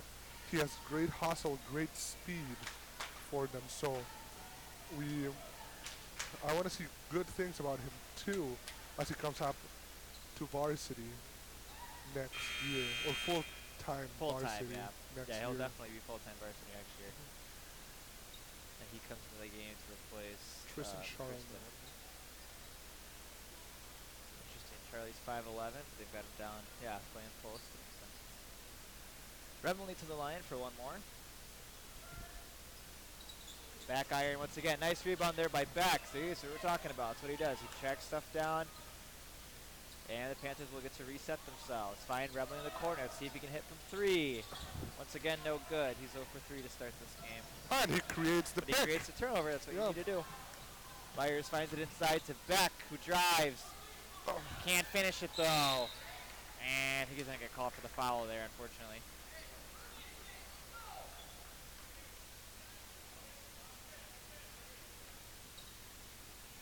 It's going to send, I'm not sure who, that was on Byers actually, that's his second foul. Could have gone on either of them, I thought. That's the 9th foul on GPL, which means with 3 minutes, 50 seconds left, any more fouls on GPL will send the Cougars to the line for 2 shots, not a 1-on-1 opportunity. And this is Tate White, a sophomore guard, who goes to the line for the Cougars. Most of the team that's on the floor right now, it's very young. We'll definitely see more of them in the coming years. Yeah, only And 4 seniors on the team. yeah, As White hits the first to cut the lead to 7. It's like Ethan Byers over there on the bleachers working out his calf, I think. yeah, I think trying to get a cramp Maybe out. cramping out, yeah. And There's White an out. just misses the second one.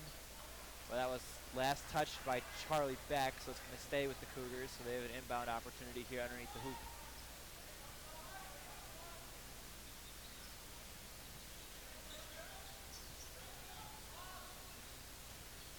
Number 12 drives. That was Chase Gust, excuse me. That's his first basket of the night. And that cuts the lead to 5.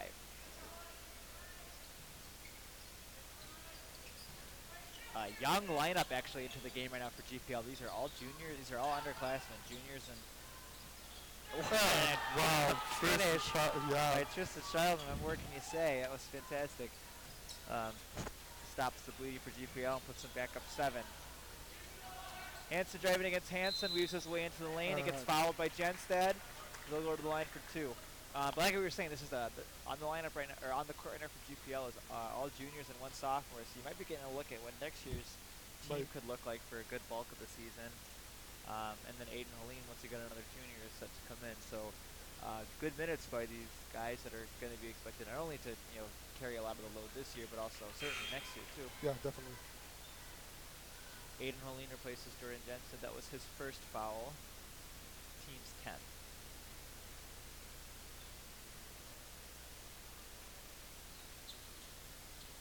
And Hansen can't hit either of them as Nick Hansen for GPL pushes the ball up ahead. Very wide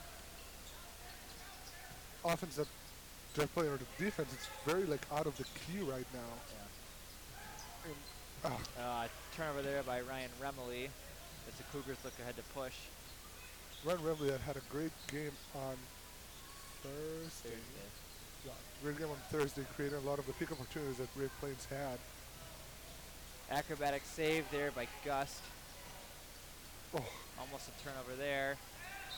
oh, Wow. that was a hard foul by Remley.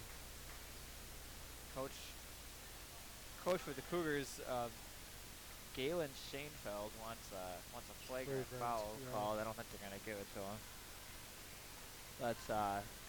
That's second on Charlemagne, and that's gonna send Quinn Dorn to the line for 2.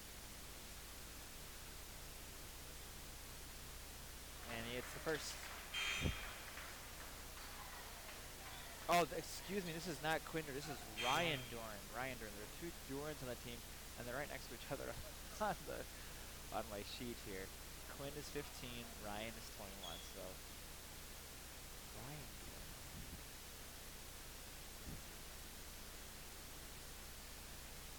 And Ryan Dorn puts both of them to make it once again a 5-point lead for the Panthers with 2 minutes left to go in the first half.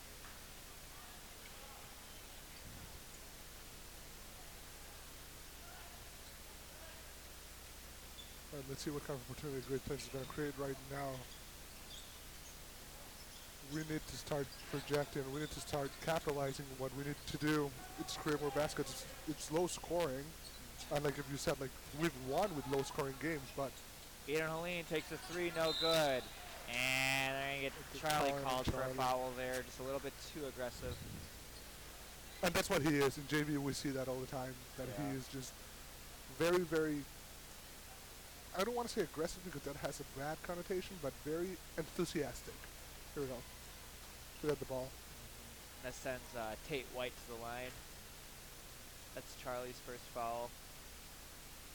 And again, this is double bonus, so he's going to get 2 free throws here. And he gets the first one. Cougars started out slow with their free throws, but they've hit their last 3 as Jordan Denson comes in for Ryan Remley.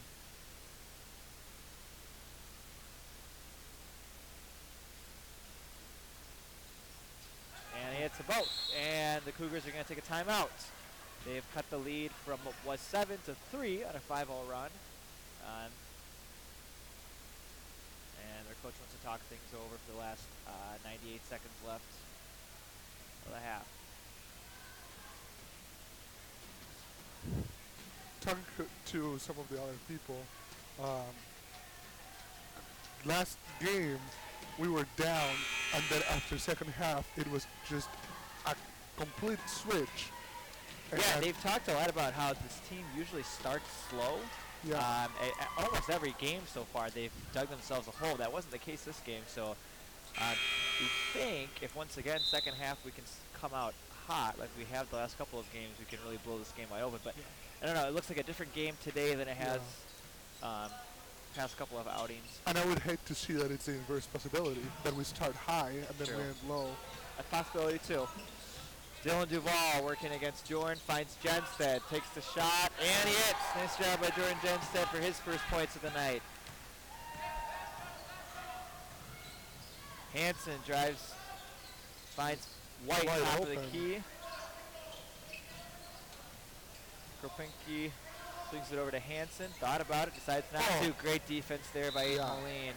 Aiden Moline, like we've always seen, like very So athletic, quick, yeah. so fast. Great anticipation.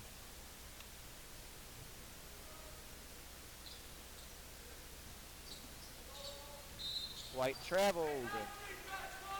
Tried to pump fake, but he moved his feet. Just over a minute left to play.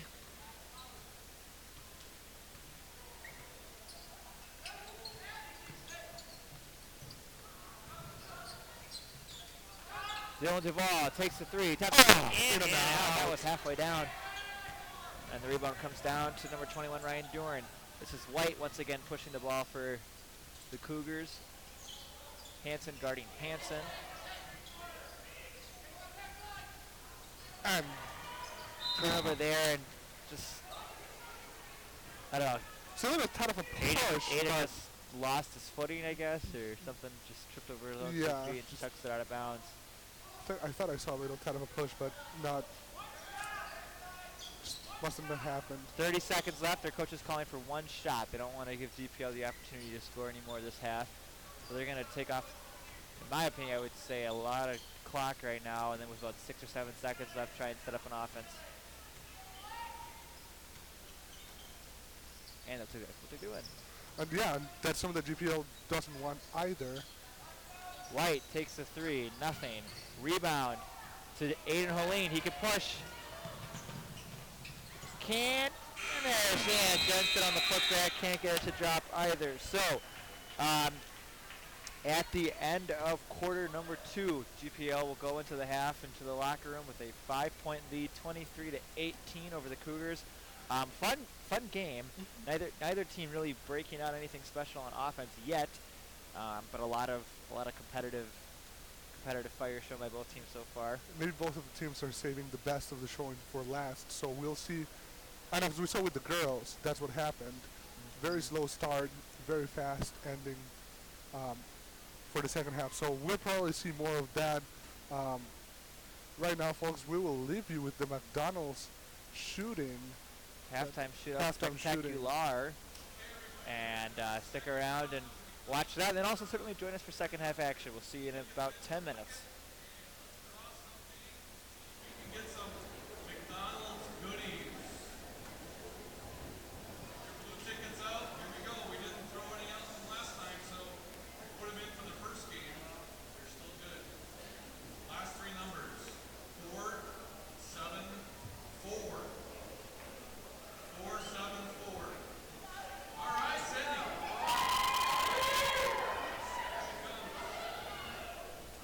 You get to pick the next number.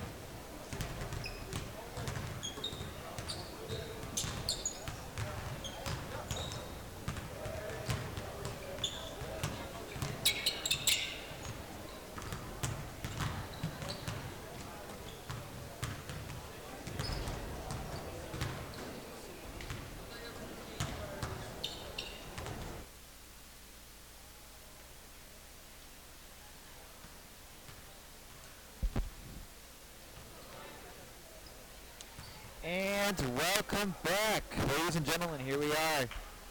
Second half action just about to get underway here in Watertown. The Panthers again up top, 23-18 over the Viborg, whatever you're gonna call them, Hurley Cougars. VH Cougars.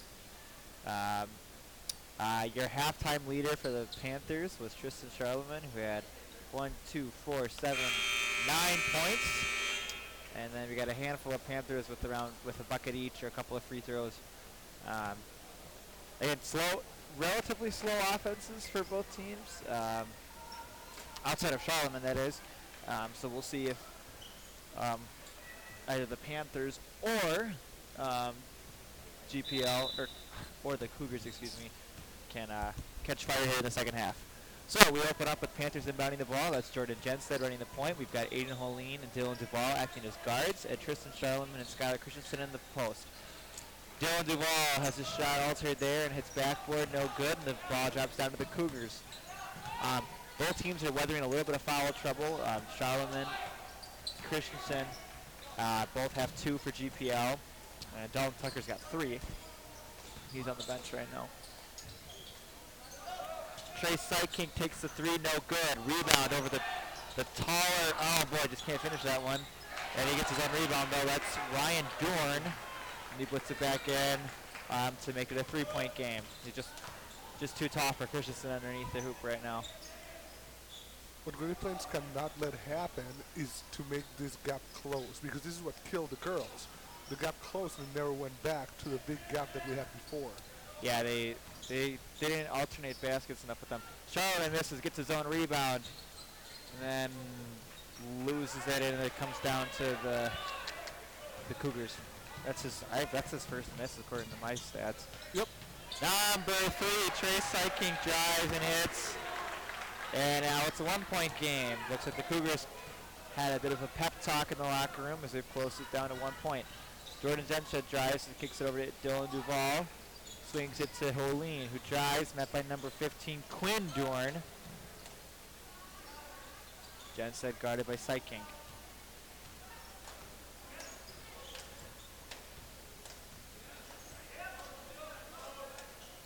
Holeen pumps, drives, takes a shot, but had his shot altered. I thought he got hit. Yeah. And number 2, this is Jack Lee driving. No one's going to meet him.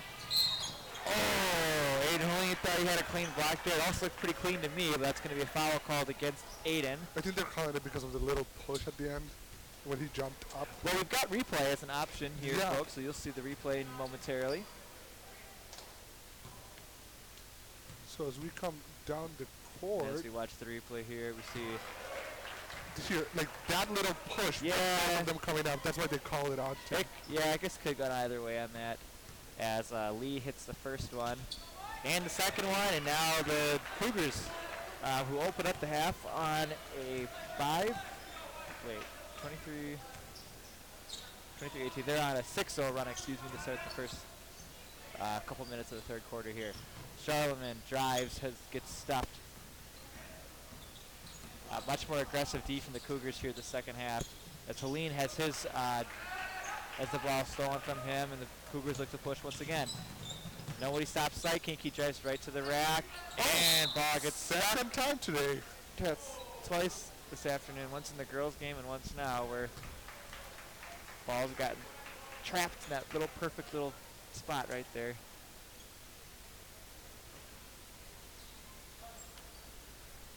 Should be a jump ball, and it's going to stay with the Cougars.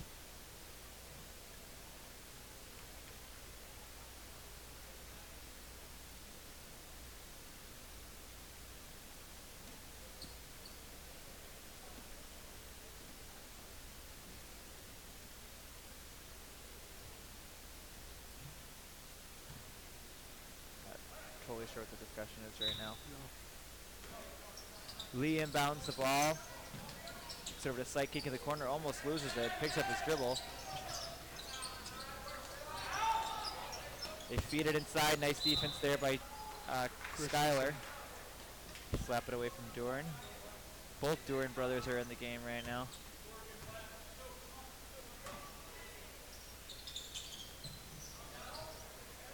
They've got Psychink open at the top of the key, and they find him.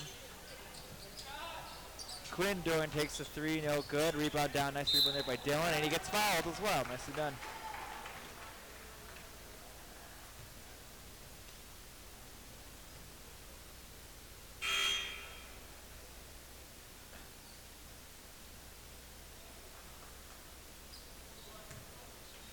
Aiden Helene takes a seat as 13 Nick Hansen comes into the game.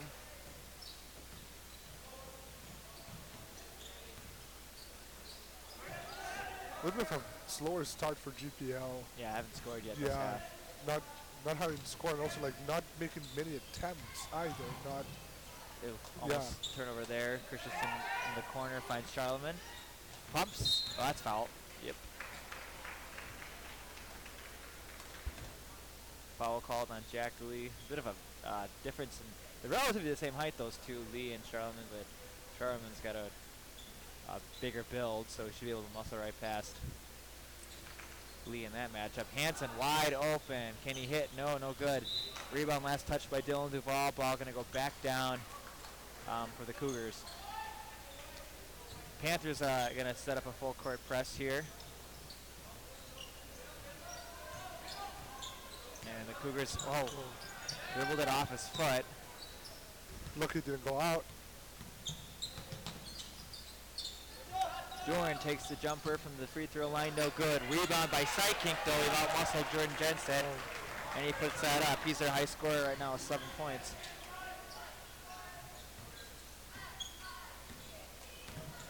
And it's now a 10-0 run for the... Ow, no foul. Christensen has his shot deflected there. And the Cougars again looking to push. Scrappy defense by Christensen. That's going to go off him last. Stay with the Cougars. What were you going to say? No, I was going to say, like, just trying to force something that is not there when you have 2 open shots on the right side might not be the best option to see it, but... I thought he got fouled.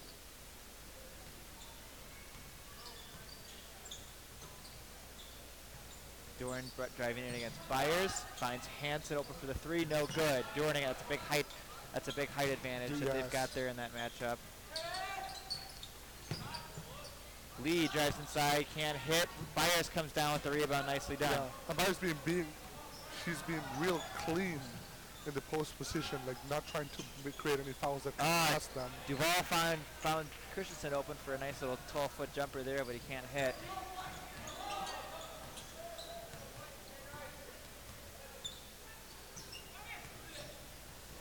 Gappy defense by Jordan Jensen results. Oh, I'm barely creating the full turnover. That's going to be a turnover there, though. Yeah. And that's number 3. And this is what Great Plains is great at. When they get into the rhythm, they make the rhythm of like creating turnovers, making the other team flustered. That was the name, or that was the theme of the other team that we played on Thursday. They were being so flustered that they couldn't create a clear opportunity for an offense. Right. Nick Hansen top of the key right now, swings it over. Duval finds Byers. Took the jump shot from the corner. From the elbow, excuse me. He gets fouled there, and he's going to go to the line for 2. Byers has 1 point so far tonight. Hit a free throw earlier on. That one goes in and out.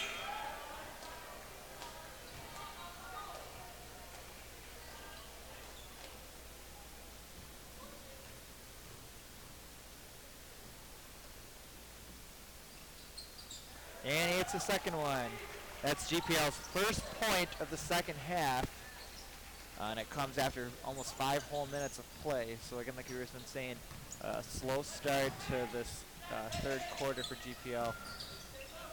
See if they can find a spark here with the last 3 minutes of the third quarter. Psychink drives and finds it open. That's a nice take there by Psychink. He found Sherman open. That's for his first basket. Pushed the lead up to 4.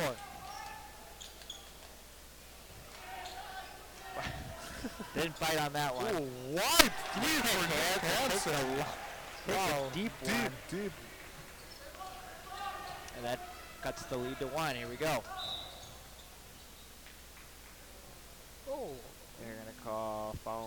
Hansen there.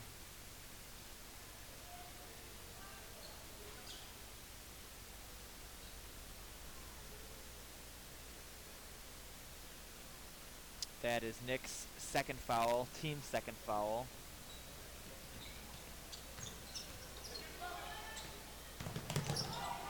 Hansen and Hansen once again guarding each other. Hansen stock, 5 seconds, close. Hansen thought about the 3, decides to swing it over. Oh, and Duval fouled shooter, that's Brody Sherman. He's gonna go to the line for 3 free throws, I'm pretty sure. Rough foul there. You got him on the way down if I could see a replay. Yeah. And I think what happened was that Duval couldn't stop. Like he tried to like go down, but he couldn't stop. Actually, our camera didn't pick it up, so we're not sure. Yeah. Oh well. So yeah, that's gonna send. This is again Brody Sherman who misses the first one. You get 2 more coming though, and he misses the second one. All right, people, as you join us right now in the second half, please let us know how we are doing. If you have any comments or where you are watching from, we would love to hear from you. And he misses all 3. So Panthers dodge a bullet there. Multiple bullets actually. Byers, top of the key for GPL. Over to Hansen, back to Byers, who drives, got size. Finds Holeen for the 3 and cashes it in. Nicely done. That's Aiden Holeen's second 3 on the night. And that puts GPL back up on top, 30-28. Although by our student section, you wouldn't know that we'd just be taking the lead.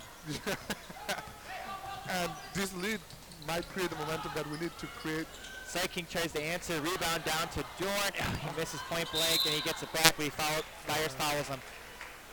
Panthers got a rebound a little bit better than that as Charlemagne goes to check in just for that, I'm imagining. I think that's Byers' 3rd foul. Yep, it is 4th foul on the Panthers this half. Again, poor free throw shooting from the Cougars. Which is great for us right now. Tristan Charlemagne into the game for 23, Skylar Christensen. And he misses the second one, too. Rebound down to Charlemagne.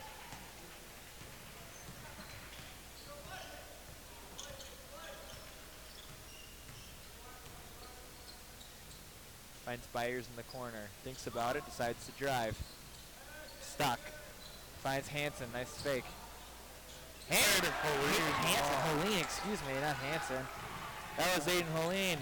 Like we said before the half, Aiden Holeen being so athletic and just the acrobatic plays that he very made. smooth. Kisses it off the glass there.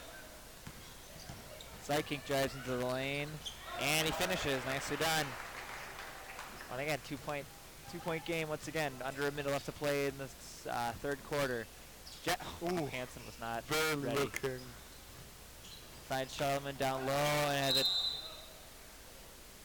jump ball.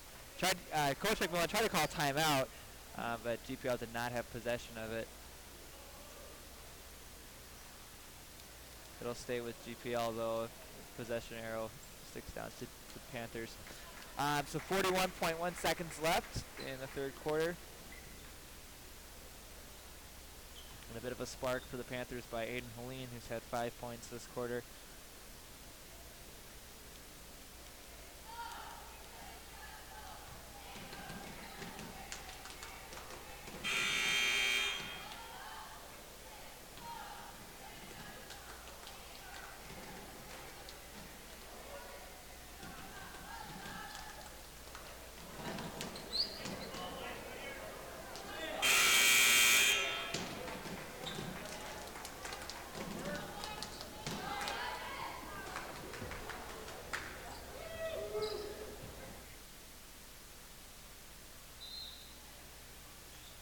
All right, people, and we're back. Jordan Jackson inbounding it, and Nick Hansen with the 3. No good. Rebound down to Dorn.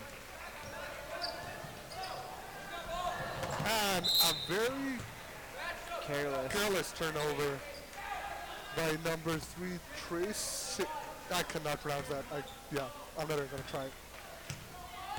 That'll send the ball back down to the Panthers.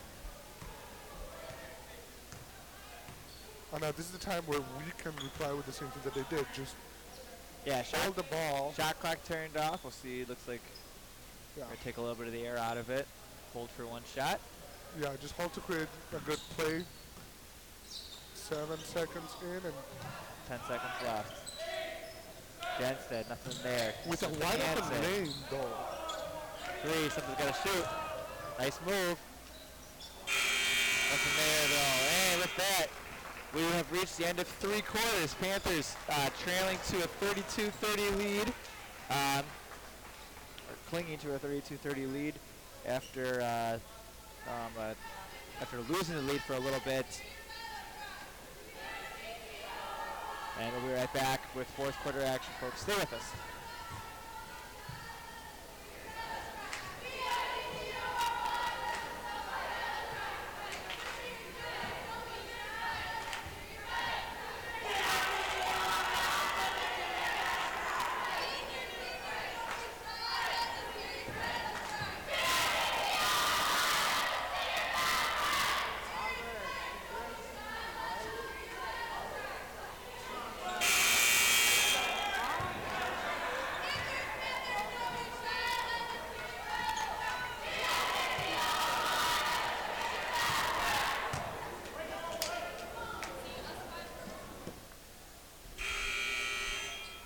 Fourth quarter is upon us.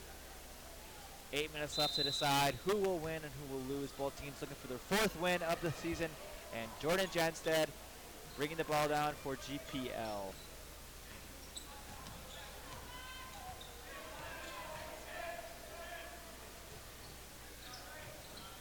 Dalton Tucker into the game for the first time this half. Aiden Helene, he's had the hot hand from 3. Can't hit there, but rebound to Nick Hansen. And out of bounds will stay with the Panthers. 31 seconds left in the shot clock. 7 minutes, 35 seconds left. Again, 2-point game. Smart play by Hansen, just getting it off like of the other team, just to create a little bit of Just a reset. yeah, just reset it, everything, create a little bit of a breather.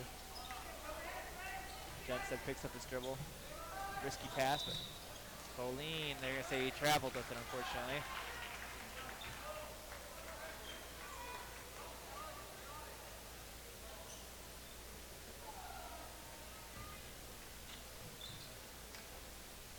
Hansen inbounds the ball to Tate White. Guarded by Jenstead. Hands it off to Syking, who drives, nothing there. And he traveled.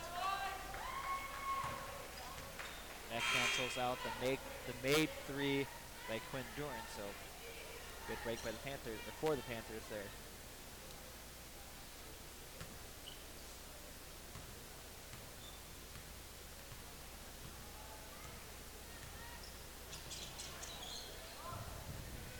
Nick Hansen doubled up. Ooh, And throws it away. Tough pass. He was falling down at the half and just lost his footing there.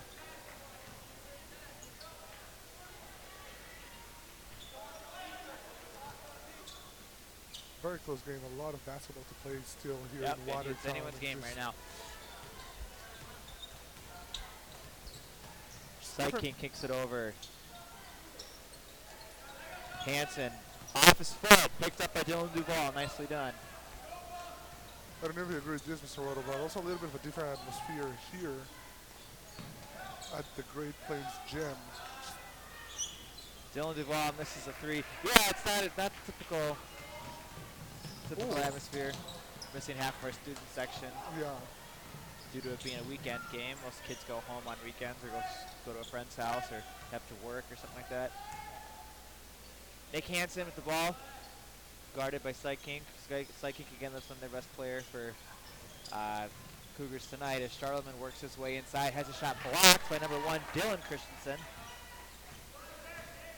Gets the ball back, 10 seconds left in the shot clock. Gotta do something.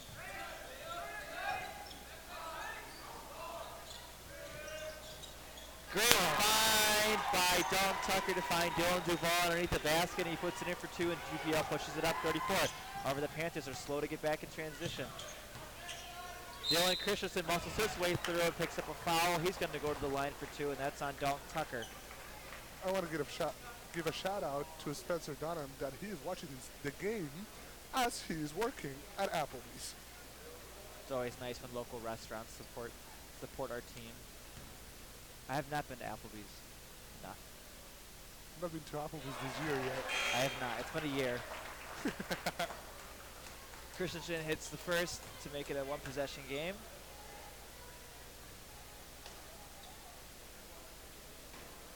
And once again, Tate White comes into the game for... Rebound falls down to Sykink, and he puts it back in. Just like that, the lead's down to 1 for GPL. 5.5 minutes left to go in the game. Dylan Duvall top of the key with it. Aiden Cohen getting ready to come in again. Solomon drives and gets fouled.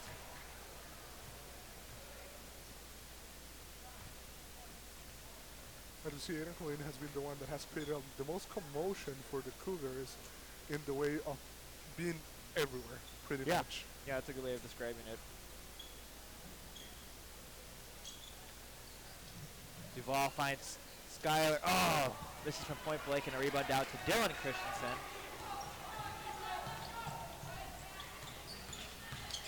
Sykink behind the back. White hits it up on the backboard and a hustle-up rebound by Dylan Christensen to the Cougars. Puts them back on top, 35-34. Just over 5 minutes left to play.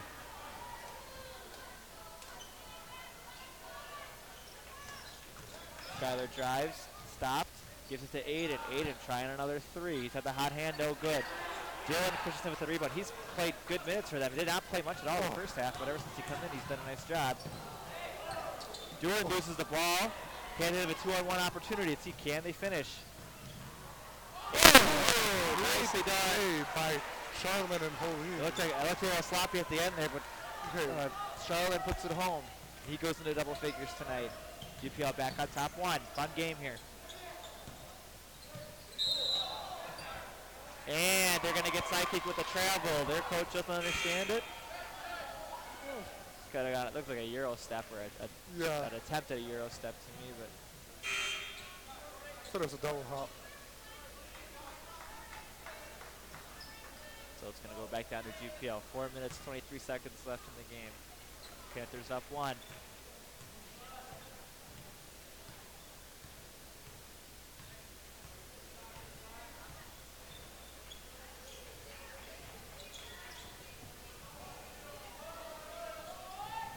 Panthers working on the perimeter, trying to get it in. Ooh, and Christensen's getting a hard tom ball. As we always see Skylar Christensen. Dylan Duvall left wide open, can't hit it though. Listen, Christensen never afraid of sacrificing his body for the good of the team. And nifty finish there by Tate White puts the Cougars back up on top, 37-36. Both teams kind of trading baskets right now.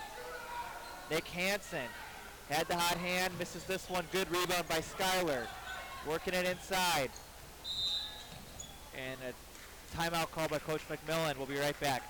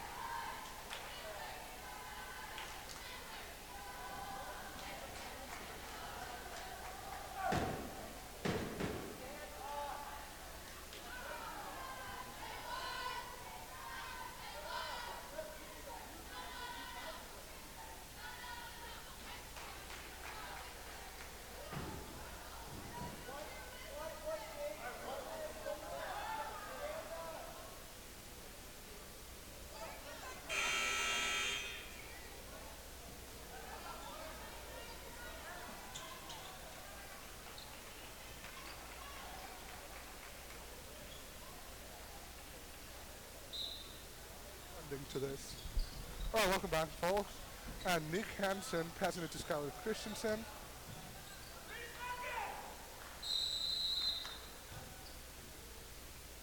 Oh boy. boy, they're going to get 3 seconds in the lane after one of the players or one of the coaching staff members of the Cougars complains about it. It's going to be a turnover. Ball going back down for the Cougars. I'm standing up.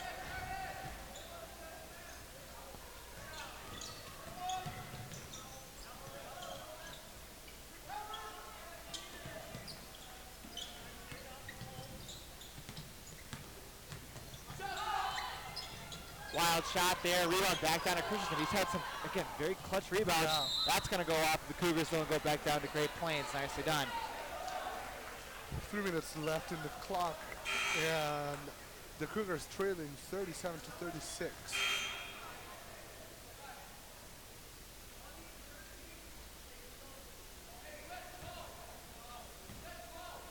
In for the Panthers is Helene, Jenstead, Charlemagne, Byers, and Nick Hansen.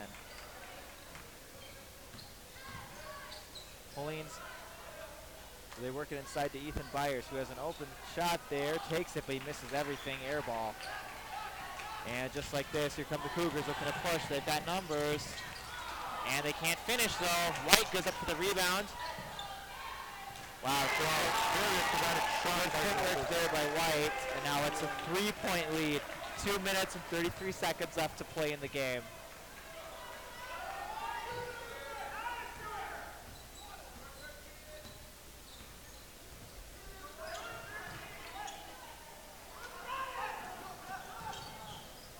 Hansen kicks it out to Charlemagne, who fakes, drives, goes right to the, can't finish though, tipped out of bounds, stays with GPL, nicely done. But Charlemagne with a great idea, like the right Yeah. motivation to do. Like right now, we need those. Yeah, kind of spaces. I would feed him, or I'd look for Hansen or Helene to get open. An open three would be nice here too. But if you're looking for points, there's Hansen for trip. Oh, and out, no good. And big Cougars step out of bounds. 2 minutes left. Here we go. Great idea by Hansen. Just the rim not being kind today.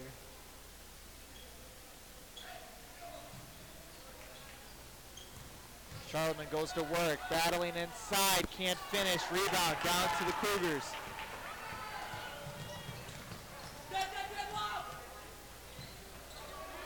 Cougars going to take a little time off the clock. They're working inside to White. He drives, finishes. Jack Lee, sorry, not Jack White, sorry. Panthers down 5, minute and 41 seconds left. Jensen finds his drill picked up. Hansen open the corner. Can he hit one? Shoot, gotta have it.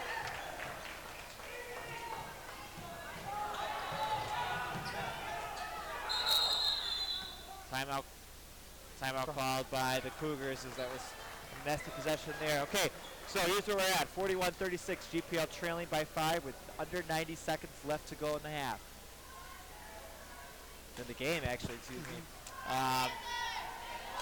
Just some clutch finishes really is what's allowed the Cougars to take a little lead here. So we'll see if GPL can make the modifications to get back on top or tie this and take this into overtime.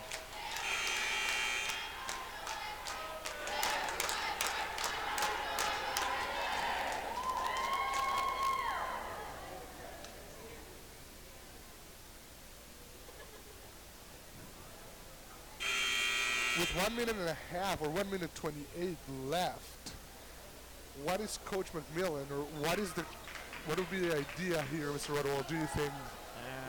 I mean, I still, in my mind, I try with the guys who got on the court right now. I see if you can try and get Tristan to score quickly, and if not, I mean, again, Hansen had a good look there on that last possession, just didn't put it in. Yeah, we try to fit a 3 as much as possible. You gotta get a stop though. We have to get a stop here right now. Can't afford to give any more points. Just not enough time. Almost a steal there by Helene. Get it! Oh, barely. Good hustle by Hansen. Good hustle by Helene. And this is what happens when he comes in. Helene creates the decimal population of the team. They lose their focus on what they're trying to do in offense and create Dylan Duval coming in for Hansen the lazy right turnover. now. Yeah. 4 seconds on the shot clock. Team's got to be aware. They're going to have to force something up.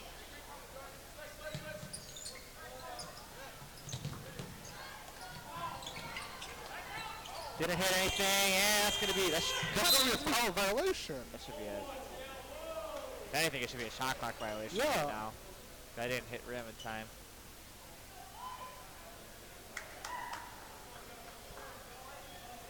But I don't know what to call. They're just going to make a, A push on number 3. okay.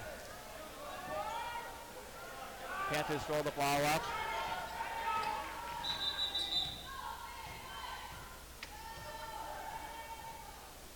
Official timeout. Yeah.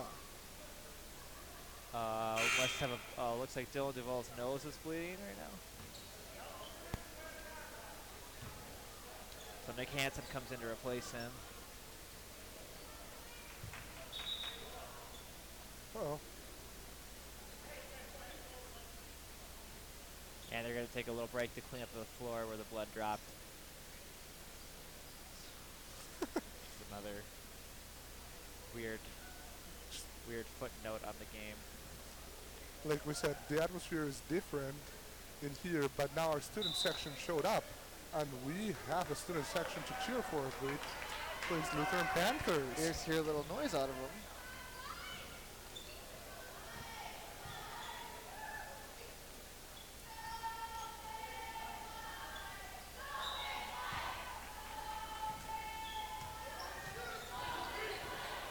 Jordan Jenstead finds Charlemagne top of the key, who drives in the corner. GPL's got to score in a hurry here, and nicely done by Jenstead. He draws the foul. He's going to go to the line for 2. Now we gotta hit these. Definitely, we need to Eye hit pressure this. free throws. See if Jordan can't hit one or both. We need to hit this, create this stop, and then Jordan missed 2 free throws earlier tonight, according to my math. And he misses the first one there.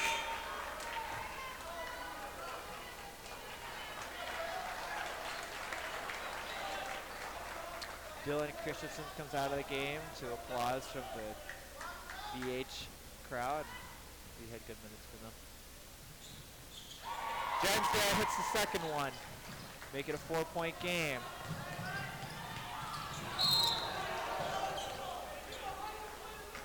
And they're going to keep that ball with the Cougars. I thought it could have gone either way. You get pesky defense by Aiden Helene. I think the last contact was drawn by the Cougars. Ooh. Bit of a trip there.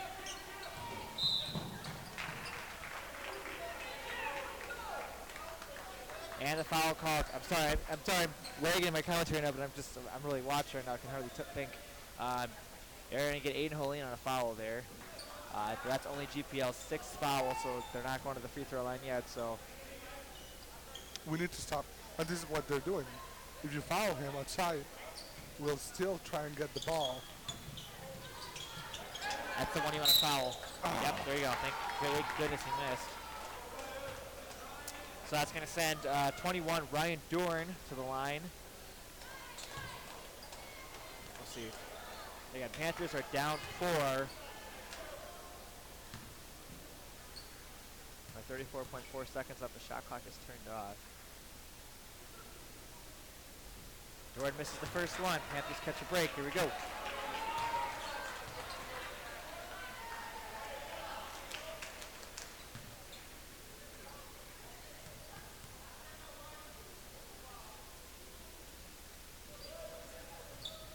And he misses both. Nice rebound by Charlemagne. Here we go. Panthers gotta go. Jensen looks it up ahead and he calls timeout. Good timeout called by the Panthers. All right, so if you're GPL, in my opinion right now, all you need to do is you just want to score. You don't need a 3. Doesn't really matter what you get as long as you can score. The best case scenario is you get fouled, and then you can score while time doesn't have to come off the clock.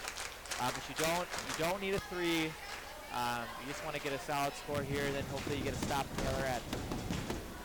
Free throw shooting for the Cougars hasn't been great, so almost anyone you foul, you think, in theory, could that'll be a good option. Because it's only going to be 1-on-1, you have the opportunity to get a rebound down there. So, but the key is we got to get points on this possession here.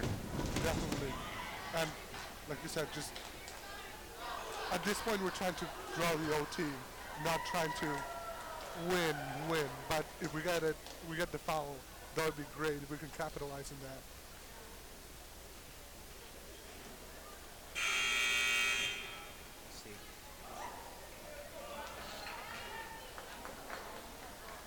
Let's see. GPL will inbound the ball after the timeout. Great Plains has 1 timeout left. The Cougars have 2.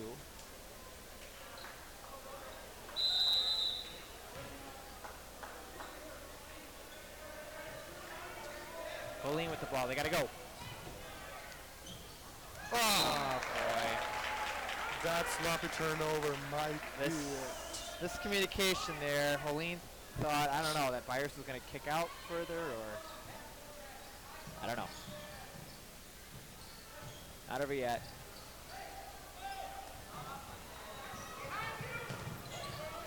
Got to follow, yep.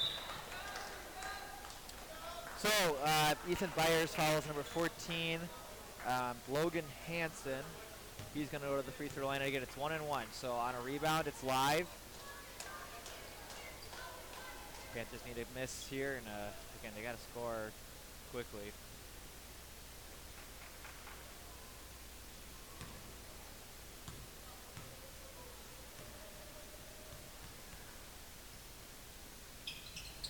Miss. Rebound. Pauline. Got to go. Hansen takes a long 3. Has it blocked. Rebound down to Jensen. Can't hit. Oh, Byers. Rebound. Jump ball. Possession going back to the Cougars, and that'll do it. Left. Great Plains trailing 37-41. Yeah, looks like GPL is going to run out of time here.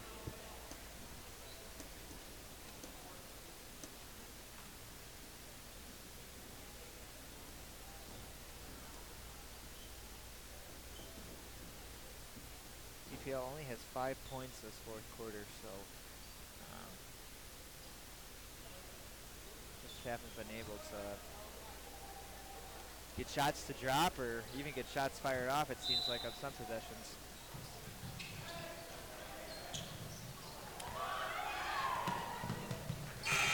And that'll do it. Panthers drop to the Cougars with Viborg Hurley. GPL falls to 3-2 on the season, and the Cougars improved to 4-2. Like I said, just a tough, well-fought battle by both teams. Certainly, GPL just couldn't get anything to drop there in the second half. They only had 14 points the second half. And that's your game for you, kind of. Yeah, it's not. I mean, and that's how basketball works. Yeah. Sometimes we win, sometimes we lose, and today we didn't have it. Last game on Thursday, when you were watching, we won by 3, and things were happening for us. We were hitting. Our defense was crisp, and today we didn't see that the team that we played on Thursday. Just a little bit slower pace, a little bit. Floppier. Yeah, a little bit sloppier. That's the term I was looking for. Just not as crisp as we've seen, and this is not the Great Plains that we've seen before either. Yeah, we'll see what happens. Again, Monday night we've got the girls' game here, and on Tuesday night both teams will take on Esteline.